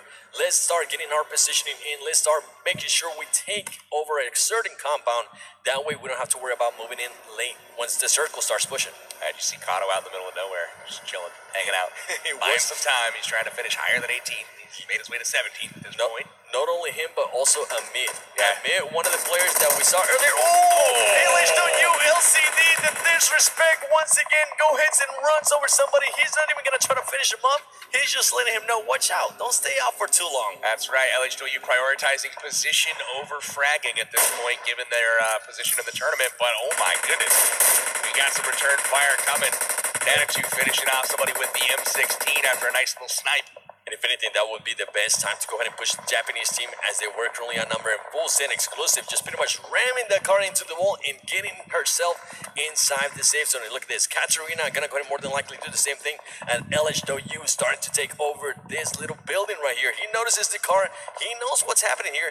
I wonder if he's gonna go ahead and try to blow out those tires so they don't get away, or just wait patiently so that he doesn't give out his position. You know, that's one thing I figured out about the use for that armored UAZ. It's a little bit heavier, so when you run over people out in the open field, it hurts more. That's what I think the use is. It definitely does, as Amit is currently getting shot right here. Amit doesn't have any players left, so if he gets knocked, that is going to go ahead and be it for him. He's able to go ahead and sneak up a little bit. He is currently being a snake, but ladies and gentlemen, once you're by yourself,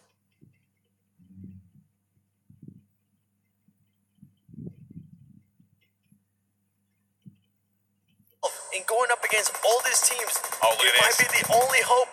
Galaxy coming in from Korea, being shot at by their Japanese counterparts, Solchia. Oh, can they get out of dodge? Let's see. They're going to be going right to Yasnaya, where guess who is waiting for them? LHW, Hero, everybody. Hero, I'm pretty sure they want to go ahead and get some kills as he is able to go ahead and take out Galaxy. Look at him go. He knows that there's more coming. He wants to go ahead and get that finish. Here comes the smokes from the Galaxy team. I wonder if they're going to go ahead and try to push that, or if he's going to go ahead and throw that grenade, which he throws the grenade, but he throws it inside. Wow, that was awfully close. He blew a huge chance there, but he's able to get the finish after all. Holy cow, he almost blew himself up. That was not the intention. Man, he made that a little bit more difficult than it needed to be. It did, but in a way, it kind of turned out working for him as he was able to go ahead and rotate to a different window and get the kill that he solely needed, as Hero currently has 2 players left. And look at this, the Japanese team, I want to go ahead and see what they can do. They didn't have such a great showing on day number 1. Can they go ahead and come out and just get some more kills and get even a better placing? RRQ just knocked Hot Jukes from Wildcard, so they're engaged somewhere. Majet just went down to the play zone, it looks like. Ooh, RRQ getting knocked. Wildcard firing back. Seagut getting the knock there. Seagut, we know he's a good player. We know that what he can do up close and personal. And now, ladies and gentlemen, the circle has moved. LHW is going to have to move. Hero's going to have to move. Galaxy is going to have to move. All these teams that we're currently seeing on your screen are going to have to move. And they need to go ahead and do it as soon as possible, because they got 1 minute left before the circle starts moving in. And look at this. LHW is starting to take out people there. Did I see somebody from Full Send being able to go ahead and take down somebody from LHW? LHW clears up Full Send. Lucifer being able to get some kills as well. Siga gets taken down by Illuminate. And look at this angle that RRQ is trying to get here on Gangstars, as Gangstars is taking over that little sniper tower. Trying to keep track of what's happening in the kill feed. It's really, really difficult, because you'll see 2 squads fighting each other, and then all of a sudden a 3rd squad knocking somebody, the same one, and then a 4th squad. Everybody seems to be fighting everybody here on rotation. So much action. Illuminate chasing RRQ right now after taking out Wildcard. Wildcard just currently in a bad position here, as they are going to go ahead and start being surrounded, and they're not going to be able to get that much cover. But RRQ does notice a player laying down. He takes those shots there, and he's going to go ahead and make sure he finished him with that mini 14. And that 6th time that he sees another one. Love. He backs. He says, "You know what? Let me go. I'm not going to go ahead and finish you off yet." He's not standing up. He's just staying there. He's saying what's going to finish just got a kill as well, taking out Nanachi from Japan.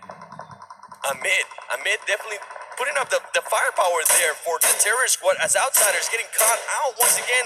He is known to overextend a little bit. Outsider needs to back up a little bit more, because if not, he's going to go ahead and get picked apart here, as RRQ has his eyesight straight on him. And ladies and gentlemen, he wasn't able to find any cover, as we're seeing LHW take out somebody from Gangstars as well. RRQ really, really impressive there with that Mini 14 G9, just not missing very many shots at all. Knocking 3 different teams there. That was really, really impressive. And interesting stuff by Amit. Amit is now starting to push towards the zone, and RRQ Senior with the clutch that we saw from yesterday. Another kill from RRQ G9. Great work with that Mini. Sitting at 8 kills, PB, and there's still 24 people left, ladies and gentlemen. So they can definitely go ahead and start racking up the kills here, something that they are known for. And look at this, Gangstars. Look at the position of Gangstars. Gangstars. Looking interesting here. They are in the middle of this zone for now, but we do have a new zone developing and nothing is currently inside of it. Kind of interesting. The longest kill distance here is by RRQG9 with 267 meters.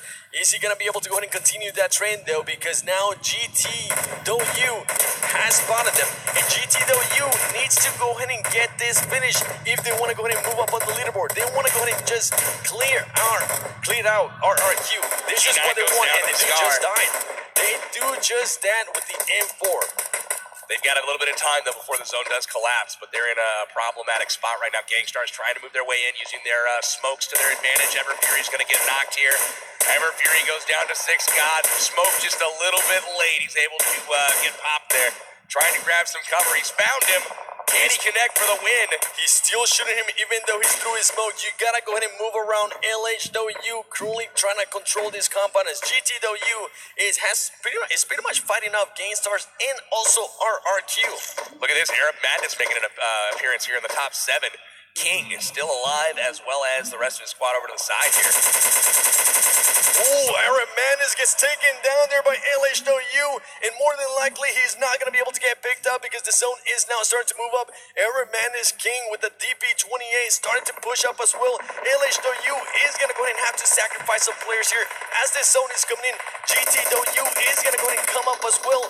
Is he going to be able to go ahead and get out of that zone? Aaron Manis goes down to GTW. Again, GTW with the superior positioning in every final zone so far. LHW again doesn't get the final circle, looking strong all game, but unable to get into the final zone. Ace goes down. They're down to 1 more member. It looks like Zen is trying to get his way in. He does do so, healing up at this point, but they are in a load of trouble. Gangsters Hungry gets taken out there by the Japanese team. Look at Fire waiting patiently by himself inside the smoke area. And the Japanese team looking very strong here as they are actually trying to secure their highest placing so far in the tournament.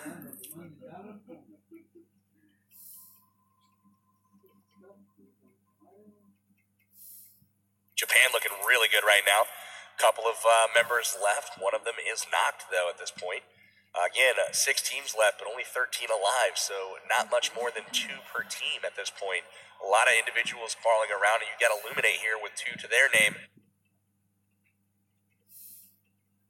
JCZ and Maroon 5 trying to clutch it out for him. GTW getting taken out by LHW. RRQ seeing that, and they're also start shooting at them.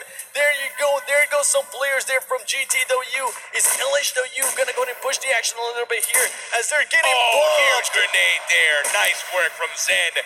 LHW ending the game for their counterparts there. They will be moving on, and that is huge for them as they're trying to put some distance between them and GTW in the standings. They are, and look at that. Beautiful shot there by RRQ Sung as he was able to go ahead and get some knocks. And LHW is he going to be able to get out of there? Barely with 5 HP. He's going to go ahead and be able to go ahead and take out somebody. Illuminate Maroon 5. Ace goes down. Pyra getting a kill there on Illuminate JCZ. Pyra is really trying to clutch this. Look at this. Gets the finish. Nice job. He's gotten himself into the top 3. Pyra, finally the North American team being able to go into the top 3. Can Pyra go ahead and just secure another top 2 spot? RRQ still looking dominant. They're looking for that 4th win in a row. They do have 3 members left. They're going up against the Japanese team and Pyra, which is by himself. Interesting tactics here from RRQ. They're very split, which could prove a little bit interesting. We've got ourselves Gangstars hanging out in the smoke right now.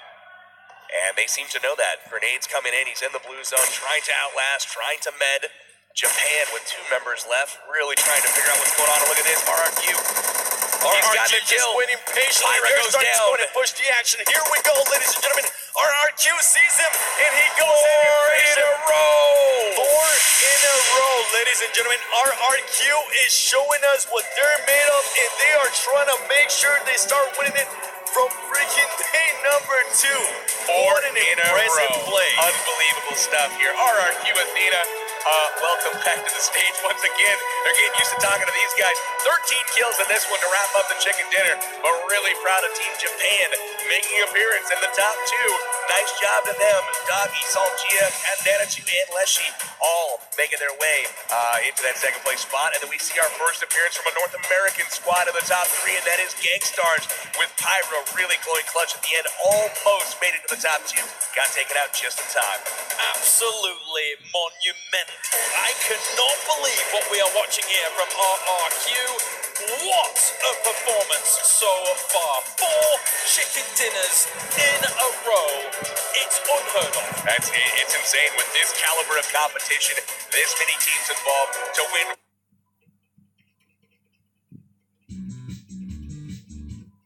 4 in a row is making a major statement. We played 6 games. We're halfway through the tournament. RRQ Athena in firm control right now of the whole competition. They are eyeballing that $200,000 first place prize. I don't think they will mind taking that home, but something I do love seeing there, we gotta give credit to Fyra, as she was the last player there from Gangstars. We're able to go ahead and hold it off. So Fyra, I see you there, baby. Give me some love. Fyra being able to go ahead and just hold people off, even getting a couple kills there. Love seeing that, man. Definitely a little shock on his face. They're having a good time. Gangstars happy with their third place in that one. A really, really solid performance from them. Really happy to see them do well. I'll tell you something, boys. Every single game, I'm taking notes. I'm studiously thinking, what are we going to talk about and stuff like that.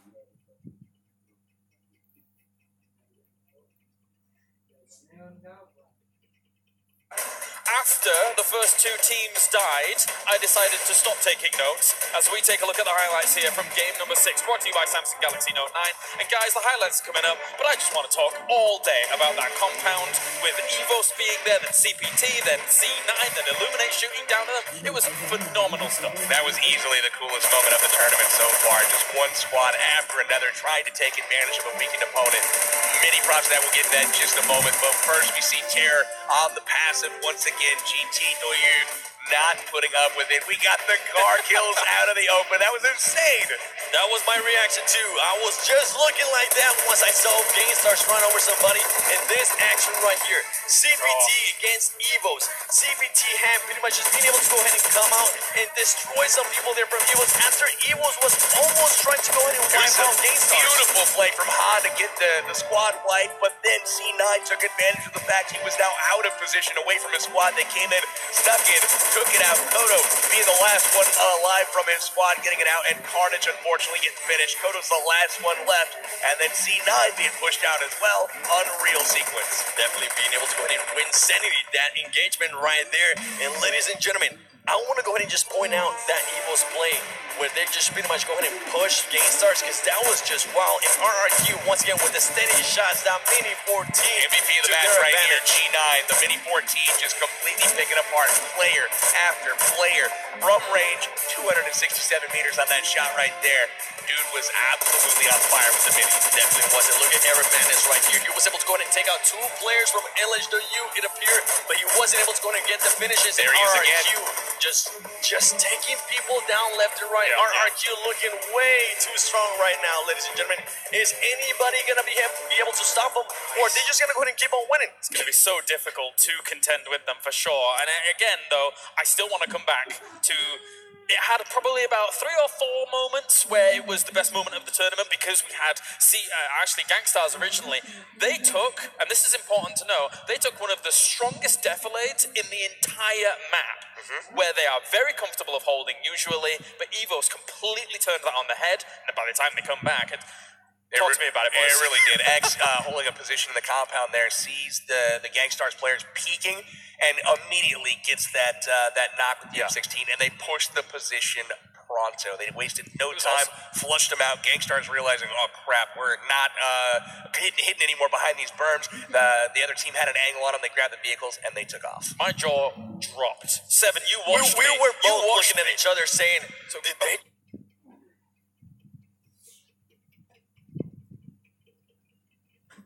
Just do that to them. It was insane. But hey, that decision to leave and take off, well, look at it. It paid off for It definitely paid off for Gangstars. Gangstars, as they were pretty much able to get away from that. But huge plays there by Evos, as they pretty much just were able to back him up and say, hey, You're not in North America right now. You are in Dubai, baby. This is the global finals. Let's check in with the kill rankings from that game. As you can see here, LHW overall 73 kills to their name. RRQ with 64, but it doesn't matter because it's all about those 4 chicken dinners that they've been able to accrue while getting those kills as well. Just massive plays coming out from them. So many kills from LHW. They definitely have a leg up on everybody here. I'm curious to see if they're going to get blessed with a zone maybe once in the final 6 games here. So far, they have not been lucky going into that final circle. Look at the number of kills, though, for each of their players. Yeah. And something that I noticed there from the team kills is that Gainstars is slowly but surely starting to creep up. They are now...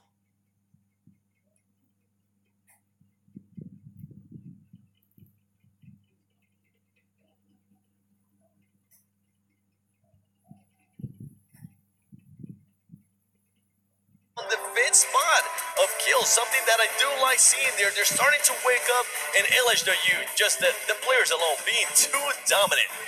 I like that we had a clash of sharks as well in that final game. LH and GT going up against one another, trying to eliminate each other, and this G9 going up against Pyra in terms of those stat kills, and overall, again, kind of big plays coming out from both of these guys. Pyra been absolutely clutch so far with the UMP, and he was able to get some sweet kills with the AK there at the end, kind of hanging out in the blue zone, trying to met up. Unfortunately, he got spot taken out, but G9 really impressive that game, like super impressive with the Mini 14, a masterful display of that weapon. And these are the standings here for round 6. We see RRQ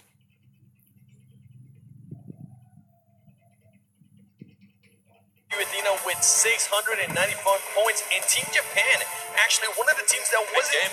This is by far their best placing of the tournament with 2nd place. They were able to also get some kills with 470 points total.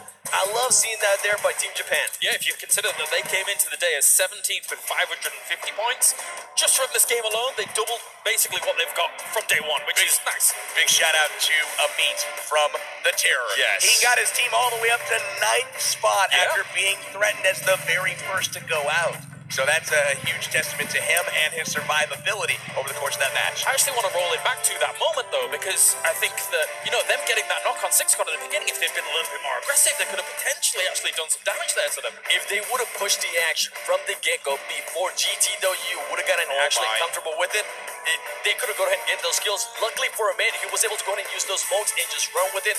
But as we see there, RRQ Athena almost 1,000 points ahead of everybody. Like the Burj Khalifa itself.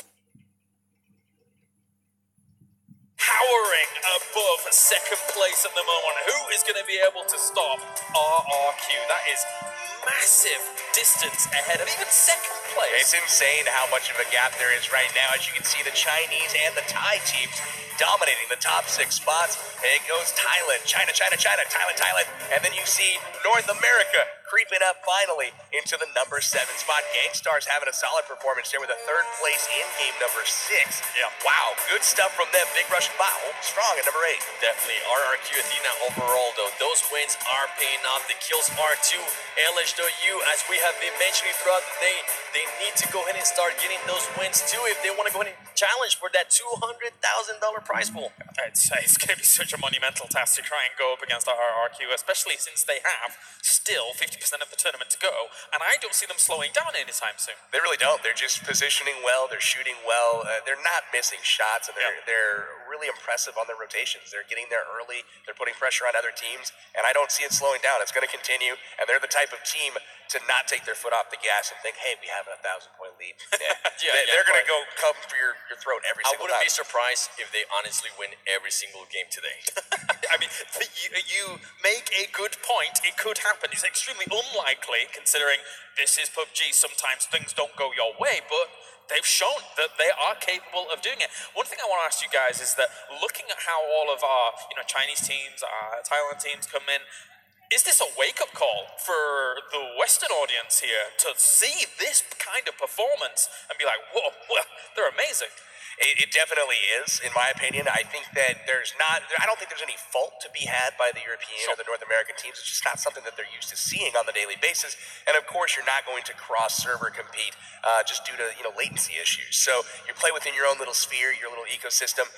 But this is great experience, I think, for all teams to kind of come together and play against high-caliber competition from all over the world. And the Thai and the Chinese teams really setting the bar here for what is elite play. All right, well, thank you very much, gentlemen. It's time to head over to the stage once again as we join familiar faces. RRQ wins once again.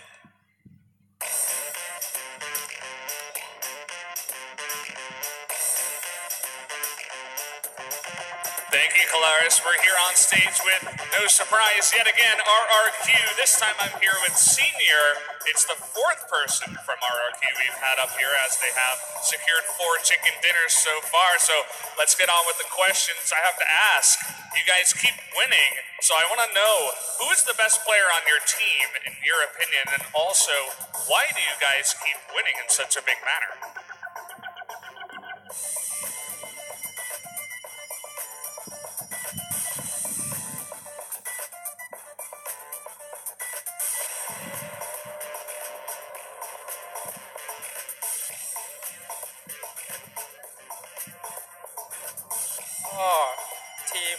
ทีมผมนะครับผมมองว่าผู้เล่นผมว่าเก่งสุดก็คือ G9 ครับแล้วก็ทีมผมที่เข้ารอบมาชนะเรื่อยๆเนี่ยครับคือความใจเย็นครับรอบคอบค่อยๆเล่นไปครับ Our strongest teammate is G9, and the reason why we won this many times is because we stay calm and have stable emotions. Okay, that's good to hear. Very important stuff. So I also want to know, what do you guys think is your biggest roadblock ahead of winning the entire global champion? What will be your biggest challenge to get the first place prize? จุดอ่อนของทีมผมนะคือซัพพอร์ตเพื่อนร่วมทีมช้าครับเนี่ยครับ It's that sometimes the teammates don't have enough time to come support others. Okay, well, as always, teamwork very, very important. So how about a round of applause for RRQ and Senior here, who were able to pick up another victory. Thank you very much for the interview. We will see you next time, I'm sure, probably. They will be back on stage. But guys, that's going to do it for now. We will be back after a quick commercial break.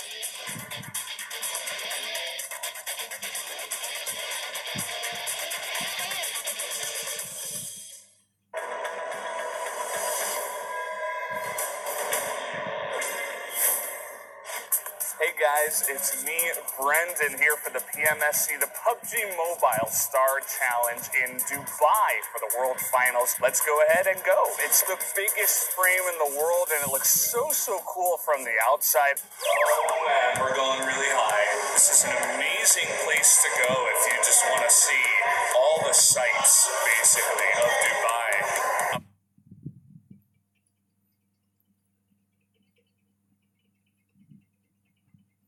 I'm gonna walk across. Oh boy. Oh, I don't like that. Oh my god.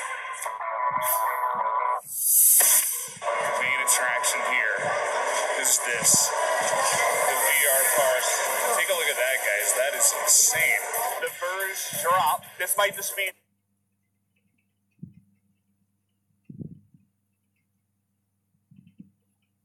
the main attraction. Okay, here we go. Me and these guys. Woo-hoo! We're okay. Woo! Woo! Alright, guys, well, my hair was blown back from that one, even if it wasn't real. Right outside the Dubai Mall.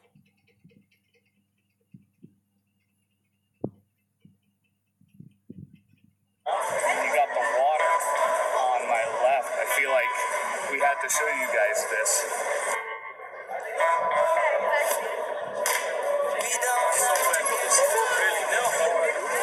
Oh, I'm a broadcaster in Korea for PUBG.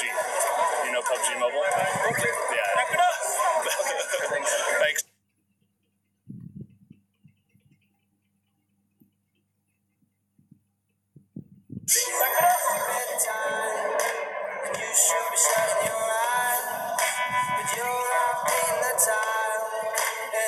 Wow, it was a really incredible water fountain show. I've never seen anything like that. Definitely one of the coolest things I've ever seen in my life.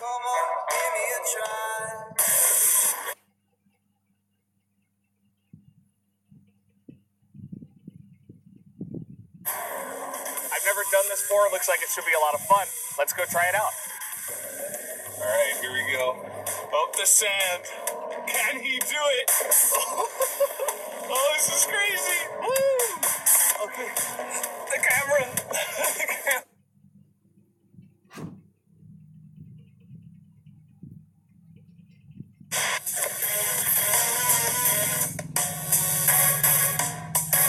This is a blockbuster.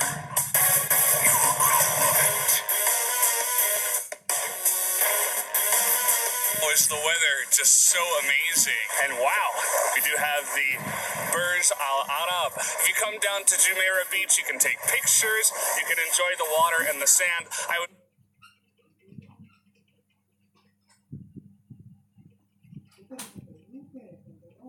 highly recommend it. Finally finished our Dubai tour, and we've made it to the front of the festival arena, as you can see right here, for the PMSC Finals. The best teams from around the world joining together at the World Finals here for PUBG Mobile Star Challenge. It's right in front of the building that's going to be holding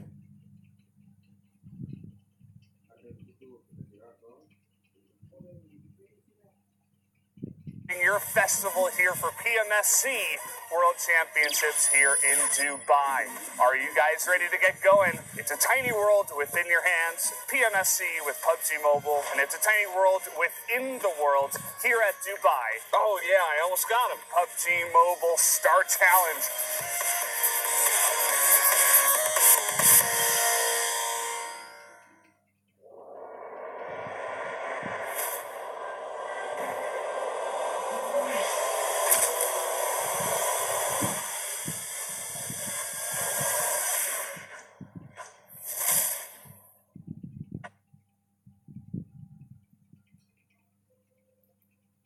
The new Galaxy Note 9 has more power than you need.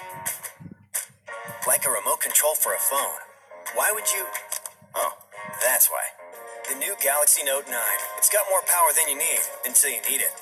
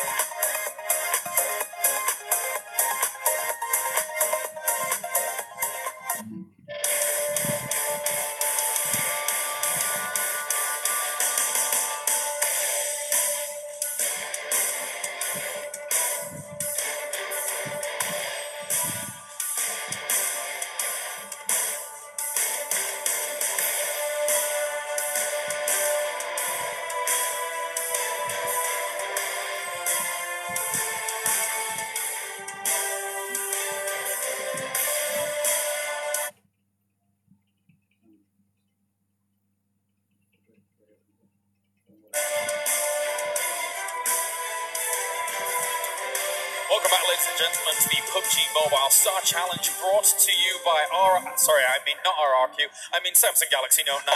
But at this point, who knows, because we have 4-time chicken dinner back to back here from RRQ. So impressive stuff so far. We're going to talk briefly about the match that we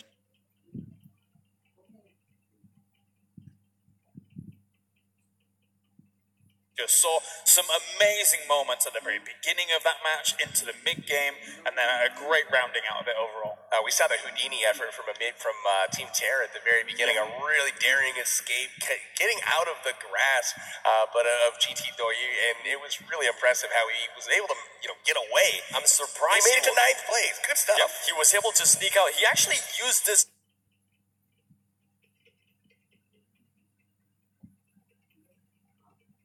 I believe he used his smokes from GT Doyu to his advantage, and then he took one of the cars that GT Doyu brought, and he was like, pretty much, Kaliya Shukriya, bye-bye.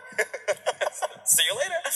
Well, for now, of course, we can take a look at some more of the teams actually representing here at the World Championship.